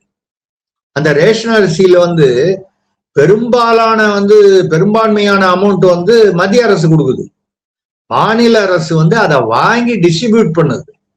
இப்போ வந்து கழிவறை டாய்லெட் கட்டணும்னா 12,000 ரூபாய் யாரு கொடுக்குறா? மத்திய அரசு கொடுக்குது. ஆனால் அதை வந்து அவர்கள் வந்து மாநில அரசு மூலமாகத்தான் அதை வந்து கொடுக்க வேண்டிய அது சிஸ்டம், அது இப்படிதான் இருக்கு. ஆனா இவங்க எல்லாத்துலயும் வந்து ஸ்டிக்கர் ஒட்டிக்கிட்டு ஏதோ இவங்க படத்தை போட்டுக்கிட்டு இவங்க தான் எல்லாம் பண்ற மாதிரி ஒரு வேஷம் போடுகிறார்கள். ஆமா, இதுல என்னன்னா இன்னைக்கு வந்து அமைச்சர் ஏவா வேலுவ மேடையில வைத்துக்கொண்டு பிரதம மந்திரி சொல்ற மதுரையில வந்து போக்குவரத்து வசதி சரியில்லை, ரோடுகள்லாம் இன்னும் வந்து பல நல்லா முன்னேறணும் அப்படின்னு சொல்ற இடத்துல இப்ப நம்ம யோசிச்சு பார்த்தோம்னா இதே இடத்துலதான் திமுக வந்து ஸ்டாலின் வந்து என்ன சொன்னார்னா, மத்திய அரசு தங்களுக்கு ஒண்ணுமே நிதி கொடுக்கறது இல்ல, எந்த விதமான வசதியும் கொடுக்கறது இல்ல, ரயில்வே வந்து போதுமான ரயில்வே வசதி கொடுக்கறது இல்ல, மதுரைக்கும் கோயம்புத்தூருக்கும் மெட்ரோ வந்து மோடி தான் நிறுத்தினாரு அப்படின்னு நேரடியா தாக்கினதுக்கு பதில் கொடுக்குற மாதிரி இன்னைக்கு வந்து ஏவா வேலுவை வச்சுட்டே சொல்லியிருக்காரு. அது என்ன நினைக்கிறீங்க? அதுவும் இல்லாம பல விதமான ரயில்வே வசதிகளை இன்னைக்கு அனௌன்ஸ் பண்ணிருக்காரு, போக்குவரத்து துறை விஷயங்களையே நிறைய அவரை வச்சுட்டே அனௌன்ஸ் பண்ணிருக்காரு. அதாவது ஏவா வேலு அவர்களுடைய ஒரு அமைச்சருக்கும் ஒரு வரலாறு இருக்கு திமுகல. ஏவா வேலு அதிமுகல இருந்து இங்க வந்தவர். எப்பவுமே மாற்றான் தோட்டத்து மல்லிகையும் மணக்கும்னு அண்ணாதுரை சொன்னார் இல்லையா, அதுக்கு என்னென்னவோ எப்படி அரசியல் ரீதியாகவும் அர்த்தம் கொள்ளலாம், வேறு விதமாகவும் அர்த்தம் கொள்ளலாம். நீங்க இருந்தா கூட வெளியில இருந்து வந்தாதான் மரியாதைங்கிற அளவுக்கு அதிமுகல இருந்து வந்தவங்களுக்கு தான் மரியாதை கொடுத்து இன்னைக்கு 32 அமைச்சர்ல 10 அமைச்சர்கள் வந்து அதிமுகல இருந்து வந்தவங்க. அதுல ஏவா வேலு ஒண்ணு. இந்த மதுரையில மெட்ரோ கொடுக்கல, அதுல கொடுக்கலன்னா அதுக்கெல்லாம் நிலம் பார்த்து கொடுக்க வேண்டிய பொறுப்பு மாநில அரசுக்கு. நிலம் வந்து ஒதுக்க வேண்டியது மாநில அரசின் பொறுப்பு. ஏறத்தாழ 21% தான் வந்து மாநில அரசு நிலத்தை அடையாளப்படுத்தி இருக்கிறது. மிச்சம் வந்து எங்கேயுமே வந்து நிலத்தை அடையாளப்படுத்தவில்லை என்றால், ஏதோ வந்து அவங்க கொடுக்குற பணம் கொடுக்கல, அவங்க பணம் கொடுக்கலன்னு சொல்றாங்க இல்லையா. மன்மோகன் சிங் அவர்கள் பிரதமராக இருந்த பொழுது அவர் பெரிய பொருளாதார மேதை, அதுல எந்த விதமான சந்தேகமும் இல்லை. ஆனால் துரதிருஷ்டவசமாக அவர் வந்து ஒரு பொம்மை பிரதமராக இருந்து விட்டார். சோனியா குடும்பத்துடைய கைப்பாவையாக ஆகிவிட்டார். எங்கேயாவது ஒரு இடத்துல போனா கூட அவரை வந்து மன்மோகன் சிங் அவர்கள் உலக அளவில் சர்வதேச அளவில் ஒரு மேடையில பாத்தீங்கன்னா மன்மோகன் சிங் ஒரு ஓரமாக நின்று கொண்டிருப்பார். சோனியா காந்தி அவர்களுடன் வந்து எல்லா உலக தலைவர்களும் பேசிக் கொண்டிருப்பார்கள். இப்படிப்பட்ட ஒரு சூழ்நிலை தான் அவர் இருந்தார். அதை ஏன் அப்படி அவர் ஏற்றுக்கொண்டார்? அப்படி ஒன்றும் மன்மோகன் சிங் வந்து ஊழல் மிகுந்தவர் அல்ல. ஊழல் கரை அவர் மீது பட்டதாக தெரியவில்லை. ஆனால் வந்து பொம்மையாக இருந்ததனால் அவரை பயன்படுத்தி கொண்டு யாரோ ஊழல் செய்தார்கள். யார் செய்தார்கள் என்பது எல்லாருக்கும் தெரிஞ்ச விஷயம். எந்த குடும்பம் செய்தது? இங்க ஒரு குடும்பம் தமிழ்நாட்டுல செய்யுதுன்னா அங்க ஒரு குடும்பம் செஞ்சுக்கிட்டு இருந்தது. மறுபடியும் செய்யணும்னு ஆசைப்படுது. இந்தியாவை பற்றி வெளியே போய் வந்து இந்தியாவிற்கு எதிராக இந்தியர்களையும் இந்தியா தேசத்தையும் கேவலப்படுத்துற மாதிரி பேசுறது யாரு? ராகுல் காந்தி அவர்கள் தான். ஆமா, முக்கியமான நிகழ்வுகளும் போது இந்தியால பாராளுமன்றம் இருக்கும் பொழுது திடீர்னு சொல்லாம கொள்ளாம பேங்காக்கு போறேன், இத்தாலி போறேன், வேற எங்கேயோ போறேங்கிறாரு. எதுக்கு போறேன்றது ரகசியமா வேற போறாரு. சரி, இளைஞர் அப்படின்னு பார்த்தா இளைஞர்னு சொல்லியே பாவம் அவருக்கும் கிட்டத்தட்ட 55 வயசு ஆக போகுது. இல்ல, எதனால சொல்றோம்னா இப்படி வந்து சும்மா வந்து ஏதாவது ஒரு பழியை தூக்கி போட வேண்டியது. இப்ப கூட ஒரு உதாரணம் நான் சொல்றேன் பாருங்க. போன வாரம் வந்து முதல்வர் அவர்கள் ஸ்டாலின் அவர்கள் வந்து ஒரு என்ன சொல்றது, ஒரு திருவான்மியூர்ல இருந்து சென்னை தெரிந்தவர்களுக்கு திருவான்மியூர்ல இருந்து உத்தண்டி போற வரைக்கும் ஒரு 14 கிலோமீட்டர், சுமார் 14 கிலோமீட்டருக்கு வந்து ஒரு மேம்பாலம், அதாவது 4 வழி சாலை மேல போகக்கூடிய அதை வந்து அடிக்கல் நாட்டி இருக்கிறார். ஆமா, அதுக்கு டெண்டர் வந்து KNR கன்ஸ்ட்ரக்ஷன் ஒரு ஆந்திராவை சேர்ந்த கம்பெனி கவனிக்கணும். தூய்மை பணியாளருக்கு வந்து மாநகராட்சி கொடுக்குறது வந்து பாத்தீங்கன்னா தூய்மை பணியாளர்களை வந்து அங்க குப்பை ஆள்றாங்க. அதை எதுக்கு தனியாருக்கு கொடுக்கணும்? மாநகராட்சியோட வேலையே அதானே. சரி, தனியாருக்கு கொடுத்துட்டாங்க, அவன் இன்னும் சம்பளம் கம்மியா கொடுக்குறான். சில பேரை வேலையை விட்டு வயசாயிடுச்சுன்னு சொல்லி சேர்த்துக்க மாட்டாங்கிறான். தனியாருக்கு போனப்புறம் அவங்க போராட்டம் பண்ணும்போது அந்த தனியார் நிறுவனத்திற்கு போன அந்த தூய்மை பணியாளர்களுக்கு 3 வேளை சாப்பாடு போடுறேன். தனியார் கம்பெனிக்கு நீங்க கொடுத்தாச்சு அப்படின்னு சொன்னா அது அவனுடைய ஊழியர்களுக்கு நீங்கள் எதற்காக வந்து சாப்பாடு போடணும்? நீங்க சாப்பாடு போட்டா ஒண்ணு அரசு ஊழியர்களுக்கு போடலாம், இல்ல பொதுமக்களுக்கு போடலாம். யாருக்குமே எதையுமே இலவசமாக கொடுக்க வேண்டிய அவசியம் இல்லை. இலவசமாக கொடுக்க வேண்டிய 2 விஷயம், ஒண்ணு கல்வி, ஒன்னொன்னு மருத்துவம். இது 2 யாருக்கு வேணாலும் இலவசமா கொடுக்கலாம், தப்பு இல்லை. ஆனால் அதை தாண்டி சும்மா வந்து மக்களை ஏமாற்றுவதற்காக இந்த இலவசம் அப்படின்னு வந்து அதை கொண்டு வந்து அந்த இலவசத்தை காட்டி மக்களை ஏமாற்றி அவங்க 1000 ரூபாயை கொடுத்துட்டு அவன் குடும்பத்துல இன்னைக்கு தமிழ்நாட்டுல வந்து நீங்க வந்து முடிவெற்ற இடத்துக்கு போனாலும் சரி, இல்ல ஒரு ஹோட்டலுக்கு போனாலும் சரி, அங்க சர்வர் யாருன்னு பாத்தீங்கன்னாலும் சரி, இல்ல கன்ஸ்ட்ரக்ஷன் ஒர்க்கர்ஸ் யாருன்னு பாத்தீங்கன்னாலும் வட மாநிலத்தில் இருந்து வந்தவர்கள் தான் இருக்காங்க. நம்ம ஒண்ணும் தவறா சொல்லல. இங்க உள்ள தமிழர்கள் என்ன, திருப்பூர்லயோ இல்ல நீங்க பல்லடம், கோயம்புத்தூர் போன்ற இதுல வந்து முதலாளிகள், இந்த நிறைய டெக்ஸ்டைல் கம்பெனி, கார்மெண்ட் கம்பெனி, அந்த அசோசியேஷனோட தலைவர், அந்த நிர்வாகிகள் என்ன சொல்றாங்க, நாங்கள் தமிழ்நாட்டை சேர்ந்தவர்களை யாரையும் வந்து வேலைக்கு வைக்க விரும்பல. அவன் பாதி நேரம் தண்ணி போட்டு வரான், இல்லைன்னா வாட்ஸ்அப் பண்ணிக்கிட்டு இருக்கான், வேற ஏதாவது வம்பு பண்றான், ரூல் பேசுறான், சாதி ரீதியா வம்பு கிளப்பி விட்டுறான், இல்ல லோக்கல்ல கட்சி யாரையாவது வச்சுக்கிட்டு தகராறு பண்றான். வடநாட்டுல இருந்து வந்தா ஒரு பெரிய டார்மெட்ரி ஒண்ணு அவனுக்கு போட்டு விட்டுட்டு அவங்க யாராவது ஒருத்தரையே வந்து கூப்பிட்டு சாப்பாடு, அவனுக்கு சப்பாத்தியோ தாலோ அது என்ன அவனுக்கு என்ன சமைக்கணுமோ அதை சமைச்சு கொடுத்துட்டா அவன் பாட்டுல சாப்பிட்டுட்டு அவன் பாட்டை வேலை செய்யறான். வருஷத்துக்கு 1 மாசம் லீவ்ல போறான். மாசம் சம்பளத்துல வந்து குடும்பத்துக்கு எங்க உத்தரப்பிரதேசமோ பெங்காலோ ஒரிசாவோ எங்கேயோ அங்க அனுப்பிச்சிடுறான். வருஷத்துக்கு 1 மாசம் லீவ்ல போறான். எங்களுக்கு நிம்மதியா வேலை நடக்குது. இந்த நிலைக்கு கொண்டு வந்தது யார்? 2 வயது சிறுமியிலிருந்து 80 வயசு கிழவி வரைக்கும் இன்னைக்கு பெண்களுக்கு வந்து பாதுகாப்பு இல்லை என்றால் அதற்கு காரணம் வந்து சமுதாயம் கெட்டு போனது இல்ல. பள்ளிக்கூடத்துக்கு பக்கத்திலேயே கஞ்சா கிடைக்குது, சாதாரண பெட்டி கடையில எல்லாம் கஞ்சா கிடைக்குது. கஞ்சா, அதுக்கப்புறம் என்னமோ புதுசா என்னமோ மெட்ஸ், ஹெரோயின் என்னமோ மாத்திரைகள்லாம் பேர் சொல்றாங்க. இந்த மாத்திரைகள்லாம் கிடைக்குது. இதை இதை வந்து பத்தி கூட இன்னைக்கு வந்து மோடி வந்து குறிப்பிட்டிருக்காரு, மன்னிக்கணும் குறுக்கிடத்துக்கு. ஏன்னா மாஃபியா, போதை, இவங்க இந்த மாதிரி கும்பல்களால தங்கள் குடும்பம் அழிவதை பெண்கள் வந்து இப்ப நினைக்கிறாங்களா? அவங்க வந்து ஜெயலலிதா ஆட்சியில் தங்கள் வாழ்க்கை எவ்வளவு சிறப்பா இருந்தது அப்படின்னு ஜெயலலிதாவை கனெக்ட் பண்ணியும் மோடி பேசியிருக்காரு. அதுக்கு முன்னாடி ஒரு குறிப்பில அவர் சொல்றாரு, மதுரை மக்கள் எம்ஜிஆர் ரொம்ப ஆதரிச்சாங்க, திமுகவுக்கு மதுரைனா இப்ப வேப்பங்காயா இருக்கு, ஆனா மதுரையில வந்து மாஃபியா ரக அரசியலை இன்ட்ரோடியூஸ் பண்ணது திமுக தான். சோ இந்த மாதிரி எம்ஜிஆரையும் நினைவு கொள்றாரு, ஜெயலலிதாவையும் நினைவு கொள்றாரு. இதுக்கு என்ன காரணமா இருக்கலாம்?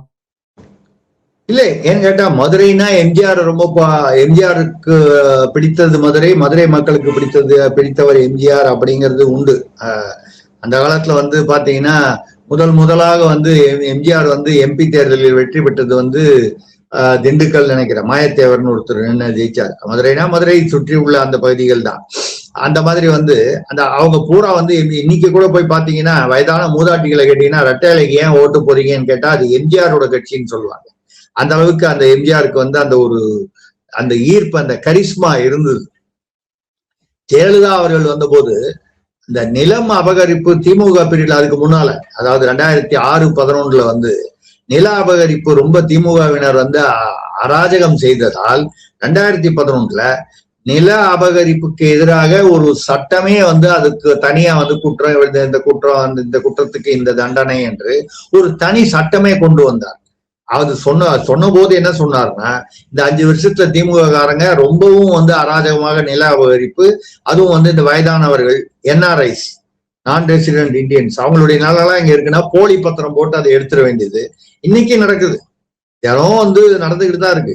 இந்த பத்திரப்பதிவு அலுவலகத்துல அதுக்கு வந்து துணை போறது, காவல்துறை துணை போறது எல்லாமே நடந்துகிட்டு தான் இருக்கு. இப்ப ஜெயலலிதா அவர்கள் இருந்தபோது பாதுகாப்புன்னா ஒரு சின்ன உதாரணம் சொல்றேன்.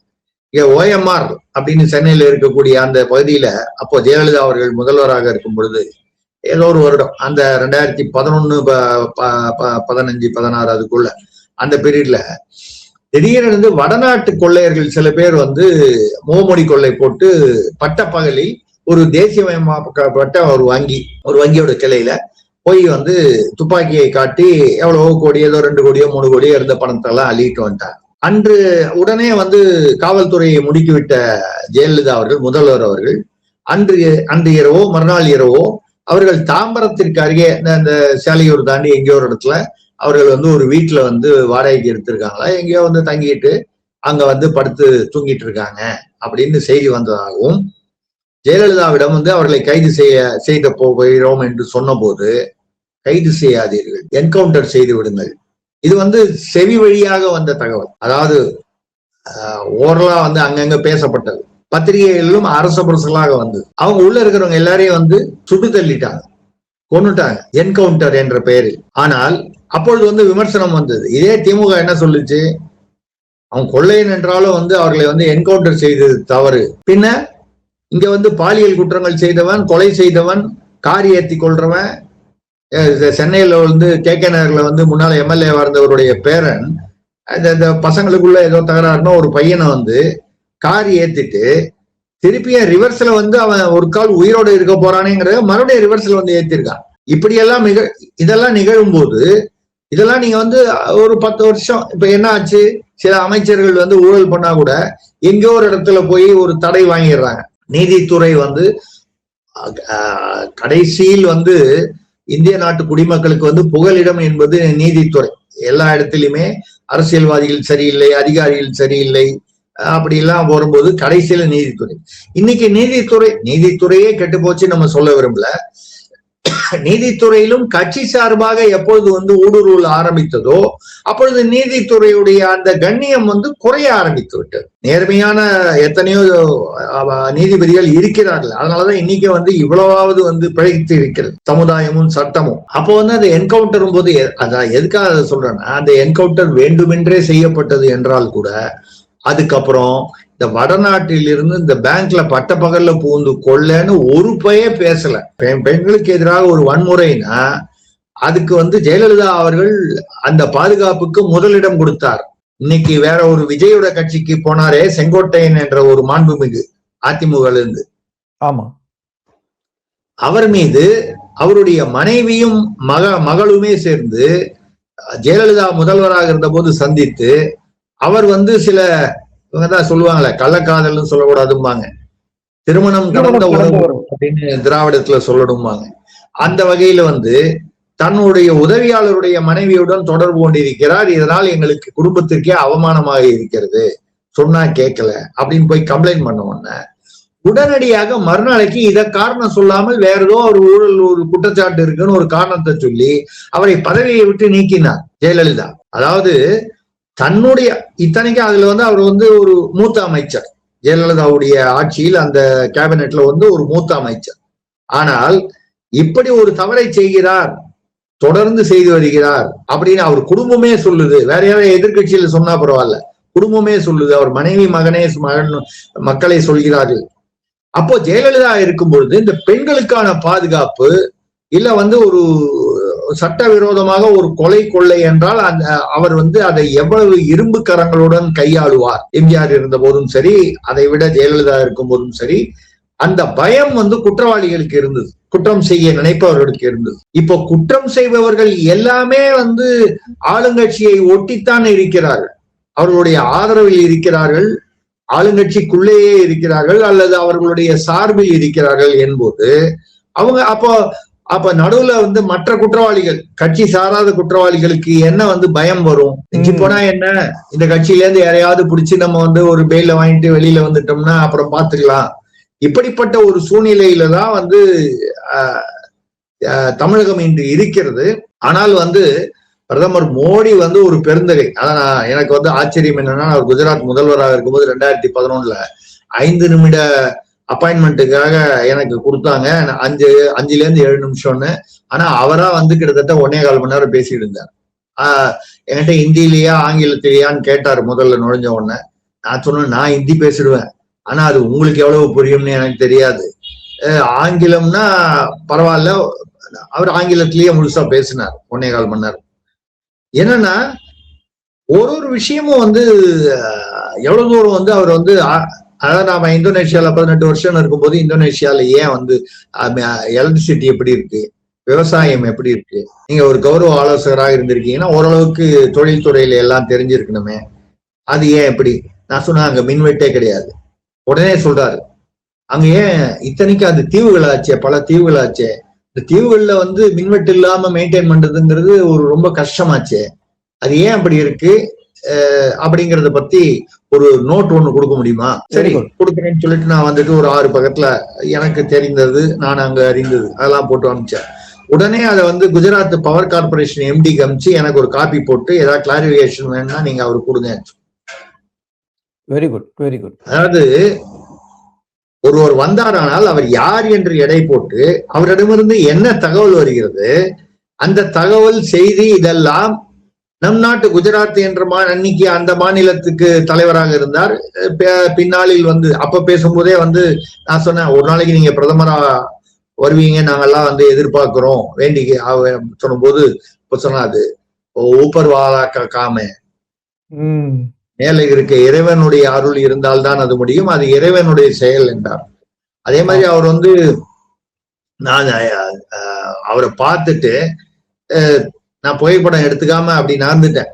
1.25 மணி நேரம் ஆச்சு, அவர் தொந்தரவு பண்ணிட்டோமே அப்படின்னு நினைச்சுக்கிட்டு, நீங்க you don't want to take a photograph with the chief minister of Gujarat அப்படின்னு கேட்டாரு. ஜோ அப்படின்னு சொல்லிட்டு நான் அப்கோர்ஸ் எஸ்ன்னு சொல்லிட்டு பக்கத்துல போய் நின்ன போது நான் தள்ளி நின்னேன். எதுக்காக சொல்றேன்னா, உடனே என்ன சொன்னாரு, நான் அந்த காலத்துல அந்த காலத்துலன்னா சொல்றது 78 92 இந்தோனேஷியாவுக்கு போன வரை நான் மேடை நாடக நடிகன். சுமார் 800 மேடை நாடகங்களில் நான் ஹீரோவா நடிச்சிருக்கேன். அப்போ தூர்தர்ஷன் மட்டுமே இருந்த காலத்தில், பிரைவேட் டிவி எல்லாம் வராத காலம், சன் டிவி எல்லாம் மற்ற டிவி எல்லாம் வராத காலத்தில் நான் நாடக ஹீரோ, வெரி பாப்புலர் ஹீரோ.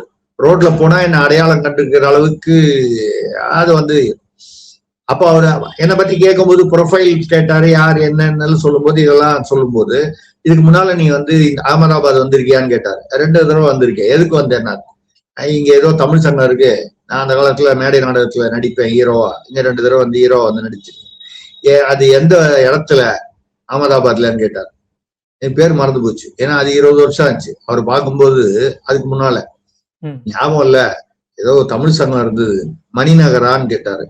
ஆமா ஞாபகம் வந்துருச்சு, மணிநகர் தான். Do you realize that it is my constituency? ஐயோ எனக்கு அது தெரியாதேன்னு.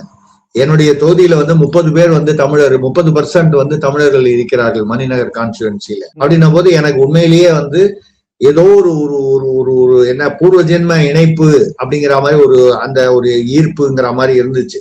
அப்போ என்கிட்ட கேக்குறாரு போட்டோ எடுக்கும்போது, இன்னும் தள்ளி நின்னா என்ன அர்த்தம், ஏதோ டிவி சீரியல் எல்லாம் ஹீரோவா நடிச்சுட்டு போஸ் எப்படி கொடுக்கணும்னு தெரிய வேணாமான்னு சொல்லிட்டு என்னுடைய கை எடுத்து நான் அந்த புகைப்படம் அனுப்புறேன் பாருங்க. அவர் கை மேல வைத்து கொண்டு அந்த புகைப்படம் எடுக்க சொல்லி அவருடைய அந்த அபிஷியல் போட்டோகிராஃபரை கூப்பிட்டு எடுக்க சொல்லி, இவர் சென்னை போய் சேர்றதுக்குள்ள இந்த போட்டோ வந்து அவருடைய இமெயிலுக்கு போகணும்னாரு. நான் வந்துட்டு மறுநாளைக்கு தமிழக அரசியல் பத்திரிகை நடத்திட்டு இருந்தேன், வாரம் 2 முறை. இதுல கார்கோடன்னு தலையங்கம் நான் தான் எழுதுறேன். இது ஒரு 1000 தலையங்கங்கள் எழுதியிருக்கேன் அரசியல். அது மாதிரி சீனியர் கேள்வி பதில்னு ஒரு 25,000 கேள்விகளுக்கு நான் வந்து வாசகர் கேள்விகளுக்கு பதில் சொல்லியிருக்கேன். இது தவிர அங்க வந்து நிறைய வந்து மர்மமாய் போன மரணங்கள், மறக்கப்பட்ட மகாத்மாக்கள் அப்படின்லாம் வந்து சீரியல்லாம் 100 எபிசோட் எல்லாம் எழுதி அதெல்லாம் இருந்ததுனால நான் மறுநாளைக்கு ஏதோ ஒரு மீட்டிங்னு ஏதோ ஈரோடு இங்கே போயிட்டு வந்து இவருக்கு ஒரு குஜராத் முதல்வருக்கு வந்து ஒரு தேங்க்ஸ் லெட்டர் போடணும் நமக்கு அப்பாயின்மெண்ட் கொடுத்ததுக்காக. நான் போய் ஈரோடு கோயம்புத்தூர் போயிட்டு ஒரு நாள்லயே 2 நாள்லயே திரும்பி வந்தா என்னுடைய அலுவலகத்து மேல என்னுடைய மேஜ மேல office of the Gujarat chief மினிஸ்டர்னு போட்டு ஒரு லெட்டர் ஓபன் பண்ணி பார்த்தா அவர் எனக்கு வந்து டியர் ஸ்ரீ சுந்தர்ராமன் ஜி அப்படின்னு போட்டு பச்சை இங்க்ல போட்டு கையெழுத்து போட்டு அவர் எனக்கு லெட்டர். நான் ரொம்ப வெட்கப்பட்டேன். அவரோடவா நம்ம வந்து ரொம்ப பிஸி ஆயிட்டோம், இதை ஊருக்கு போறதுக்கு முன்னாலேயே அவருக்கு முதல்ல வந்தவன கூட போட முடியலையே, நம்ம போட நினைக்கலையே, 2 நாள் கழிச்சு போட்டுக்கலாம்னு நினைச்சோமே. இப்படிப்பட்ட ஒரு மாமனிதர் அப்படின்றதுக்காக அது சொல்றேன். தமிழகத்துல ஆட்சியை பிடித்திடலாம் அப்படின்னு சிலர் கனவு காண்றாங்க. ஆனா தேசிய ஜனநாயக கட்சிக்கு வர கூட்டத்தை பார்த்த பிறகு அவங்க கனவெல்லாம் கற்பனை கோட்டைகளா மாறிடும், காணல் நீரா மாறிடும் அப்படின்னு சொல்லியிருக்காரு. இதுல வந்து அவர் யாரை குறிப்பிடுறாரு? ஒருவேளை தாவேகா கட்சிக்கும் விஜய்க்குமான மெசேஜ் ஆகுது இல்ல? அதாவது இப்போ தமிழ்நாட்டுல வந்து திமுக என்பது ஒரு வந்து அவர்களுடைய ஆட்சி எவ்வளவு மோசமாக இருக்கிறது. இங்க வந்து பாலியல் வன்முறை, கஞ்சா போதை, இந்த மாதிரி மது, இந்த மாதிரி பிரச்சனைகள், வேலை வாய்ப்பின்மை. நீங்க நான் சொன்ன அந்த 14 கிலோமீட்டரு அது சொல்ல வந்த அதுக்குள்ள ஏதோ ட்ராக் மாறி போச்சு. அந்த 14 கிலோமீட்டர் அந்த திருவான்மியூர் டு உத்தண்டி 2100 கோடி ரூபாய்க்கு வந்து போன வாரம் கல்வெட்டு இது அடிக்கல் நாட்டி இருக்கிறார் முதல்வர். இதுக்கு ஒரு வாரம் முன்னால அந்த 2100 கோடி ரூபாய் கேஎன்ஆர் கன்ஸ்ட்ரக்ஷன் ஆந்திரா கம்பெனிக்கு கொடுத்திருக்க கூடாது. ஏன்னா மத்திய பிரதேஷ்ல இருந்து திலீப் பில்டுகாம்னு ஒருத்தன் வந்து 1400 கோடிக்கு இதே வேலையை இதே டேர்ம்ஸ்ல செய்யறேன்னு டெண்டர் போட்டிருக்கான். அவனோட டெண்டரை வந்து ரிஜெக்ட் பண்ணிட்டு வேணுங்கிற ஆளுக்கு 2100 கோடி ரூபா. இந்த 1400 கோடி ரூபா வந்து ஒருத்தன் கோட் பண்றான்னா அதுல அட்லீஸ்ட் ஒரு 200 கோடி ரூபா லாபம் வச்சிருக்க மாட்டானா அவன்? இல்ல ஒரு 100 கோடி ரூபா லாபம் வச்சிருக்க மாட்டானா? அப்ப 1200 1300 கோடி ரூபாய்க்கு மேல காஸ்ட் ஆகாத ஒரு பாலத்து கட்டுறதுக்கு, கட்டுமானத்துக்கு 2100 கோடி ரூபான்னா அப்ப என்ன அர்த்தம்? லாபம் மட்டும் இல்ல, கொள்ளை பிளஸ் லாபம். கொள்ளை லாபம்னு கூட சொல்ல முடியாது, கொள்ளை பிளஸ் லாபம். அப்படிப்பட்டது. அவன் வந்து கோர்ட்டுக்கு போயிட்டான், மெட்ராஸ் ஹைகோர்ட்டுக்கு, அந்த மத்திய பிரதேஷ் கம்பெனி. அதாவது 1400 கோட் பண்ணுவேன். அப்போ நீதியரசர், மாண்புமிகு நீதியரசர் வந்து என்ன சொல்லிட்டாரு, நீ வந்து டைரக்டா கோர்ட்டுக்கு வந்துட்டியே, கவர்மெண்ட்ல வந்து 1400 கோடிக்கு எதுக்காக என்ன ரிஜெக்ட் பண்ணீங்க, காரணம் சொன்னாங்களா இல்ல நீ கேட்டியான்னு? இல்ல, அவங்க காரணமே இல்லாம ரிஜெக்ட் பண்ணிட்டாங்க. நீ அதை வந்து கேளு, காரணம் என்னன்னு கேளு. அதே மாதிரி தமிழக அரசுக்கு வந்து டைரக்ஷன், அவங்ககிட்ட இருந்து அது என்னன்னு மனு வந்து வந்தவண்ண, கோரிக்கை மனு வந்தவண்ண 10 நாளுக்குள்ள அதற்கு உரிய பதில். ஏன் அவன் ரிஜெக்ட் பண்ணீங்க, ஏன் இதை செலக்ட் பண்ணீங்க? வழக்கமா என்ன பண்ணுவாங்க, 2 பேர் ஒரு கொஞ்சம் மற்ற ஏதாவது ஒரு டெக்னிக்கலா வந்து சில குறைபாடுகள் இருந்தால், அதாவது குறைபாடுகள்னா அந்த அட்மினிஸ்ட்ரேட்டிவ் இது ஏதாவது இருந்தால் அவனை கூப்பிட்டு பேசி அதை சரி பண்ண சொல்லுவாங்க. பட் L1 அப்படின்னு சொல்லுவாங்க, லோயஸ்ட் யாரோ அவங்களுக்கு தான் கொடுக்கணும்ன்ற ஒரு இது இருக்கு. ப்ரொவைடட் பாக்கி எல்லா இதுவும் அவனுக்கு வந்து எலிஜிபிலிட்டி இல்லைன்னா அவனை வந்து உள்ளே சேர்க்க மாட்டாங்க. அந்த டெண்டருடைய ப்ராசஸ் உள்ளே அவன் வந்து வந்திருக்க மாட்டான் எலிஜிபிலிட்டி இல்ல. இந்த 5 நாள் பிளஸ் 10 நாள் ஹைகோர்ட் சொல்லிச்சு இல்லையா, இந்த 15 நாள். இந்த 15 நாள் அந்த இது நடப்பதற்கு முன்னாலேயே முதல்வர் ஸ்டாலின் அவர்கள் இந்த அடிக்கல் நாட்டி இருக்கிறார்.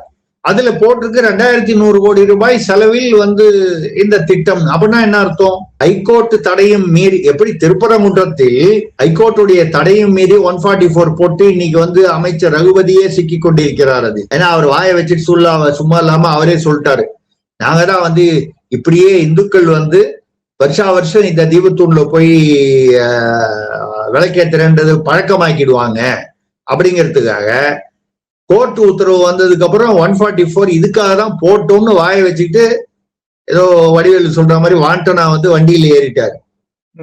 இப்போ அவர் மேலேயும் அவதூறு வழக்கு போடணும்னு நாளைக்கு வருது அந்த வழக்கு. அவர் பேர்லயும் அவதூறு வழக்கு வந்தால் அப்ப என்ன அர்த்தம்? அங்க உள்ள கலெக்டருக்கு, என்ன கலெக்டர் அவதூறு வழக்குல சிக்கிக்கிட்டு உனக்கு யார் இன்ஸ்ட்ரக்ஷன் கொடுத்தாருன்னு நீதிபதி கேட்கிறாரு, அவர் பதில் சொல்ல மாட்டேங்கிறாரு. இப்ப பதில் தானா வெளியில வந்துருச்சு. ரகுபதி என்பவர் சட்ட அமைச்சர், நீதிமன்றங்கள் சிறை இதுக்கெல்லாம் பொறுப்பானவர். அவரே நீதிமன்ற உத்தரவுக்கு கிடைத்த பிறகு அதற்கு எதிராக நாங்கள் செய்தோம் என்று சொல்கிறார் என்றால் இவர்கள் நீதிமன்றத்தை என்ன மதிப்பு மதிக்கிறாங்க அப்படிங்கிறது தெரியுது. நீதிக்கு என்ன மதிப்பு? அதே மாதிரிதான் இந்த 2100 கோடி ரூபாய் கான்ட்ராக்ட்லயும் நீதிமன்றம் அந்த 15 நாள் டைம் கொடுத்திருக்கு. அதுவரை தடை கொடுத்திருக்கு. அந்த கேஎன்ஆர் கன்ஸ்ட்ரக்ஷன்ஸ் எந்த பணியிலும் ஈடுபடக்கூடாது. அப்ப நீங்க அந்த 2100 கோடின்னு போட்டு நீங்க அடிக்கல் நாட்டினீங்கன்னா என்ன அர்த்தம்? கேஎன்ஆர் கன்ஸ்ட்ரக்ஷன் பணியை தொடர்வார்கள் என்று அர்த்தம். ஒண்ணு, இது தேர்தலுக்காக அவசரமாக. இப்ப மதுரையில பாத்தீங்கன்னா, இதே மதுரையில வேலு நாச்சியார் பாலம்னு ஒரு பாலம் கட்டிருக்காங்க தமிழக அரசு. இந்த பாலம் 50% கூட இன்னும் கம்ப்ளீட் ஆகல. அப்படியே இரும்பா இருக்கு. கான்கிரீட் இன்னும் பூசல. 50% தான் வேலை நடந்திருக்கு. ஆனா ஒரு மூலையில வெள்ளை அடிச்சு ஒரு ரெட் கார்பெட் போட்டு முதல்வரும் சில அமைச்சர்கள் நிர்வாகிகள் நின்று ஒரு வீடியோ எடுத்து பாலத்தை திறந்து வைத்து விட்டார்கள். இந்த பாலம் முடிவதற்கு இன்னும் குறைந்தபட்சம் 1 வருஷம் ஆகும். அந்த வேலு நாச்சியார் அது பேரை போட்டுட்டு அந்த படம் போடுறாங்களே, அதுல நெத்தி பால் நெத்தி. நீங்க வேலு நாச்சியார் சரித்திரத்தை எடுத்து பார்த்தால் ஜான்சி ராணிக்கெல்லாம் முன்னால பிரிட்டிஷாருடன் போராடியவர். ஜான்சி ராணிக்கெல்லாம் இன்னும் ஒரு 100 வருஷம் முன்னால, 100 வருஷம் முன்னால அந்த பெயிண்டிங், அந்த ஓவியங்கள், படம் எல்லாம் பாத்தீங்கன்னா அவர் நெற்றியில் அவர் கணவருக்கு பிறகுதான் கணவர் இறந்த பிறகுதான் அவங்க ராணி ஆறாங்க. ஆனா நெற்றியில ஒரு பொட்டோ இல்ல குறைந்தபட்சம் ஒரு திருநீர் விபூதின்னு சொல்லக்கூடியது அது இல்லாம இருக்க மாட்டாங்க.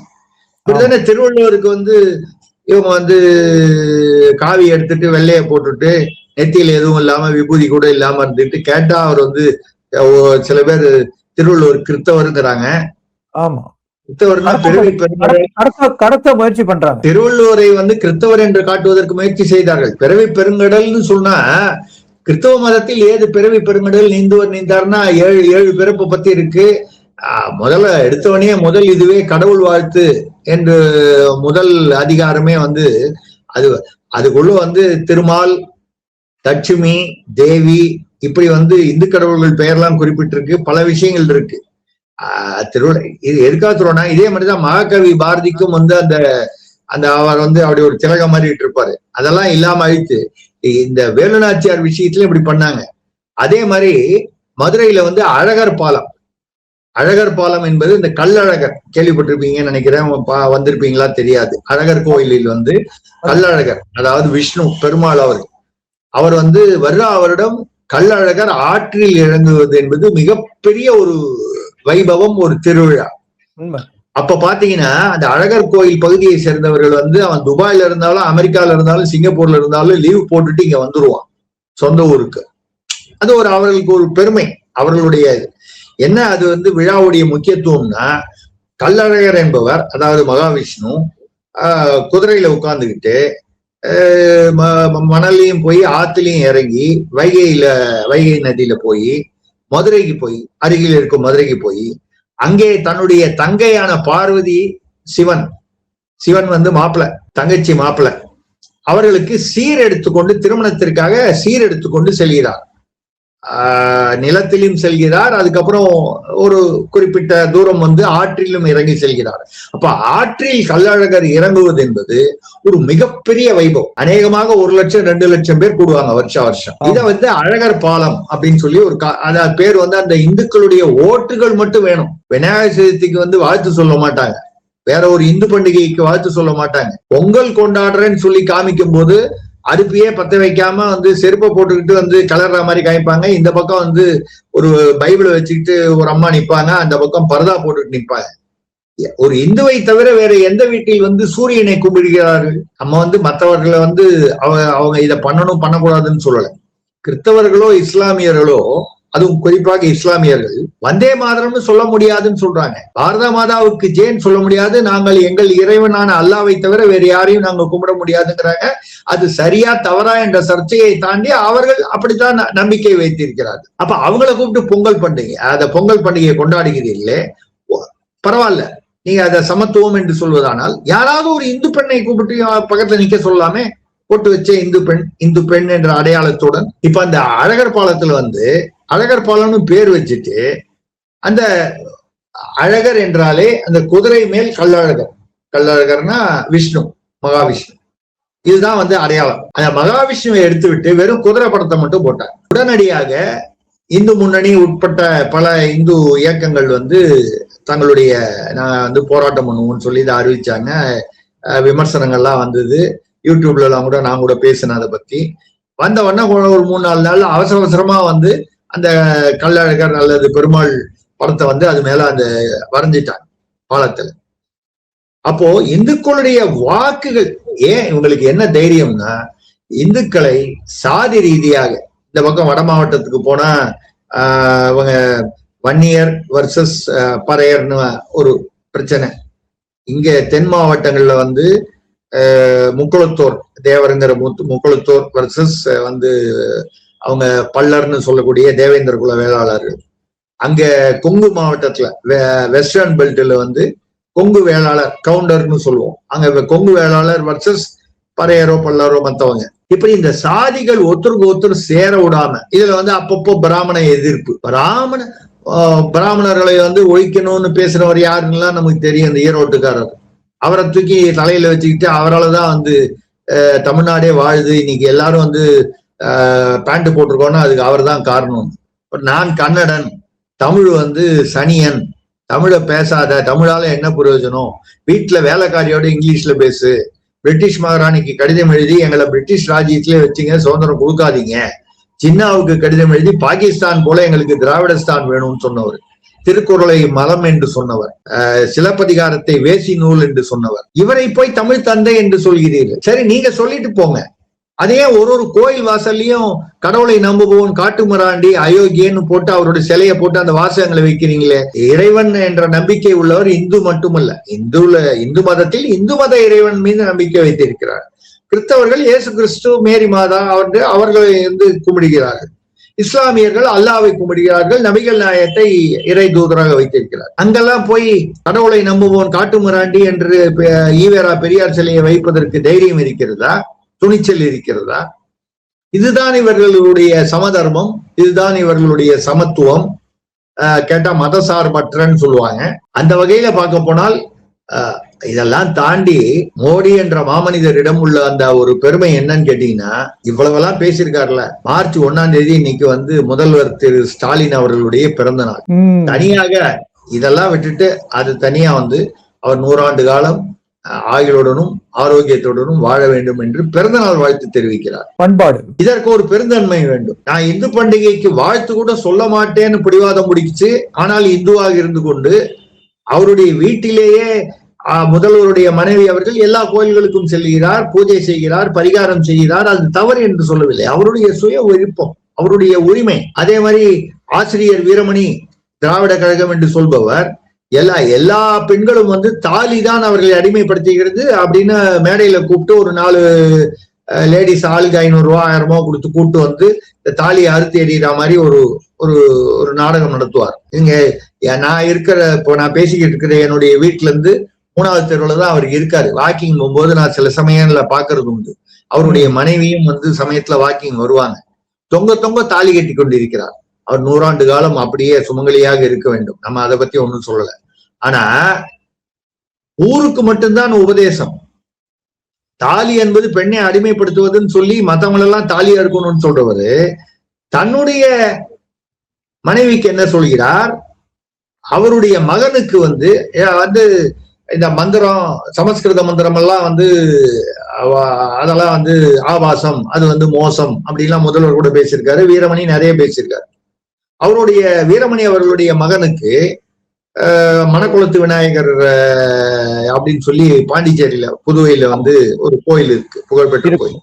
அந்த கோயில் பல வருஷங்களுக்கு முன்னால அந்த கோயில வச்சு சாஸ்திரிகள் எல்லாம் வச்சு சமஸ்கிருதத்துல மந்திரம் ஓதி இந்து திருமண முறையில திருமணம் தாலி கட்டி, மற்றவர்கள் என்றால் சீர்திருத்த திருமணம், நானும் நீயும் ஒப்பந்தம், நாங்கள் இருவரும் திருமண பந்தத்தில் ஈடுபடுகிறோம் என்று ஒப்பந்தம் செய்து கொள்கிறோம் அப்படின்னு 2 பேரும் இந்த அக்ரிமெண்ட்ல கைது போற மாதிரி கைது. அது எப்படிப்பட்ட வேடம், அதாவது எல்லாமே ஒரு நாடகம், வேஷம். இதுதான் திராவிடம் என்பது. இந்த திராவிட மாயை என்ற ஒரு புத்தகம் கா சுப்பு என்பவர் அருமையான ஒரு எழுத்தாளர், அவர் எழுதினாரு. அதை முதலாக அந்த புத்தகத்தை என்னுடைய திருசக்தி பதிப்பகத்தில் தான் நான் வெளியிட்டேன். அப்பொழுது வெளியிடுவதற்கு பலர் பயந்தார்கள். இது வெளியிட்டா அடிதடி வரும்னு. அவர் என்கிட்ட கேட்டாரு, நீங்க ஒரு நண்பர் மூலமா கேட்டாரு. நான் சொன்னேன், எனக்கு ஒன்றும் பயம் எல்லாம் கிடையாதுங்க, ஏதோ பார்த்தா போட்டுக்கிட்டு வச்சுட்டு இருப்பேனே தவிர நான் கொஞ்சம் வித்தியாசமான டைப்பு, எனக்கு ஒன்றும் பயம் எல்லாம் கிடையாது. லவ் ஜிஹாதை பத்தி அட்டப்படத்துல தமிழக அரசியல்ல போட்டேன்றதுக்காக என்னுடைய ஆபீஸ்ல பைப் பாம் வைக்கிறேன்னு இன்னைக்கு தடை செய்யப்பட்ட பாப்புலர் ஃப்ரண்ட் ஆஃப் இந்தியாவுடைய தமிழ்நாடு ஜெனரல் செக்ரட்டரி எனக்கு போன் பண்ணி சொன்னாரு, உங்க வீட்டுல பைப் பாம் வைப்பேன் 24 மணி நேரத்துல, நீங்க அட்டப்படத்துல போட்டீங்க. நான் அப்ப கேட்டேன், அது என்ன? அவர் என்ன பார்த்து நீங்க ஐயரா, ஐயர்னு சொன்னாங்களேன்னாரு. நான் பொதுவா ஜாதி பாக்குறது இல்லை, ஆனாலும் சொன்னோன்னு நான் சொன்னேன், அப்படிதான் சொல்றாங்க, எங்க அப்பாவும் அம்மாவும் அப்படிதான் எனக்கு சொன்னாங்க. ஆனா அதே சமயம் அப்படிதான் அவ்வளவு தைரியமான்னு கேட்டேன். நான் சொன்னேன், அது என்ன பைப்பாம் முஸ்லீம் ஐயர் வீட்டுல போட்டாதான் வெடிக்குமா, ஐயர் முஸ்லீம் வீட்டுல போட்டா வெடிக்காதான்னு கேட்டேன். அவ்வளவு தைரியம் இருக்கான்னு. 48 மணி நேரம் டைம் கொடுத்து பாரு, உன் வீட்டுல பைப் பாம் வெடிக்குதா வெடிக்கலையான்னு பாப்போன்னு சொன்னேன். அதே மாதிரி என்னுடைய ஆபீஸ கொளுத்துறேன்னு ஒரு 50 பேர் வந்தாங்க. நான் யாரையும் போலீஸுக்கு எல்லாம் போன் பண்ணல, நான் மட்டும் தனியா போய் நின்னேன். என்னை தாண்டிதான் என்னுடைய அலுவலகத்துல அப்போ ஒரு 95 பேர் 100 பேர் வேலை பார்த்தாங்க. என்னை தாண்டிதான் நீங்க போய் அந்த யாரையும் தொட முடியும். நான் ஒன்னும் பெரிய ஏதோ பெரிய ரவுடியோ மாஃபியாலாம் ஒண்ணும் கிடையாது. நமக்கு கர்ம வினை இப்படித்தான் உயிர் போகணும்னு நினைச்சா, அது கடவுள் நினைச்சாருன்னா அது அப்படித்தான் போகும். யாரோ அதை நம்முடைய முடிவை அவர்கள் முடிவு செய்ய முடியாது, இறைவன் முடிவு செய்யணும். எதுக்காக சொல்றேன்னா, இந்த மாதிரி அராஜகங்கள் தமிழ்நாட்டில் நாளுக்கு நாள் அதிகமாக கொண்டிருக்கின்றன. அதுவும் கடந்த 5 ஆண்டுகளில் மிக மோசமாக போய்கொண்டிருக்கிறது. இதற்கு தேசிய ஜனநாயக, அதாவது தேஜக எனக்கூடிய பாஜக உட்பட்ட அந்த ஒரு மாற்று ஆட்சி ஏற்பட்டால்தான், அந்த மாற்று ஆட்சியிலும் சில அதிமுக மீதும் பொதுவான சில விமர்சனங்கள் இருக்கலாம், அதாவது ஊழல் குற்றச்சாட்டுகள் இருக்கலாம். நான் எந்த கட்சியிலும் இல்லை, நான் எந்த கட்சி சார்பும் எனக்கு கிடையாது. அதே சமயத்தில் நடுநிலையாக இருக்கும் பொழுது இன்னைக்கு உள்ள சூழ்நிலையில பாலச்சந்தர் படம் மாதிரி சின்ன கோடு பக்கத்துல பெரிய கோடு போட்டா இது சின்ன கோடு ஆயிடும். அது மாதிரி இருப்பதில் யார் பரவாயில்ல அப்படிதான் முடிவு பண்ண முடியே தவிர 100% நமக்கு ஏற்றவர்கள் தான் நமக்கு ஆட்சி வரணும்னா அது நடப்பதற்கான வாய்ப்புகள் குறைவாக இருக்கலாம். அதனால அராஜகம் எங்கு குறைவாக இருக்கிறதோ, அநீதி எங்கு குறைவாக இருக்கிறதோ அந்த ஆட்சி ஏற்பட வேண்டும். அப்படிப்பட்ட ஒரு ஆட்சி ஏற்படுவதற்கு மோடி, அமித்ஷா என்கிற இந்த இரட்டை இன்ஜின் ஒர்க் பண்ணாதான் தமிழ்நாட்டுல இப்படி ஒரு தமிழர்களுக்கு, தமிழ்நாட்டிற்கு ஒரு என்ன சொல்றது, ஒரு உண்மையான விடியல் வரும். நாடக விடியல் இல்லாமல் உண்மையான விடியல் வரும் என்ற நம்பிக்கை எனக்கு இருக்கிறது. இறைவன் நிச்சயமாக தமிழர்களை காப்பாற்றுவார் 2026 என்ற நம்பிக்கை இருக்கிறது. பார்க்கலாம். வணக்கம் நேயர்களே, இவ்வளவு நேரம் எங்களுடன் இணைந்திருந்து இந்த காணொலியை பார்த்ததுக்கு நன்றி. என் சேனலுக்கு சப்ஸ்கிரைப் செய்து ஆதரவு தருமாறு கேட்டுக்கொள்கிறேன். என்னுடைய நன்றி கலந்த வணக்கங்கள். மீண்டும் சந்திப்போம்.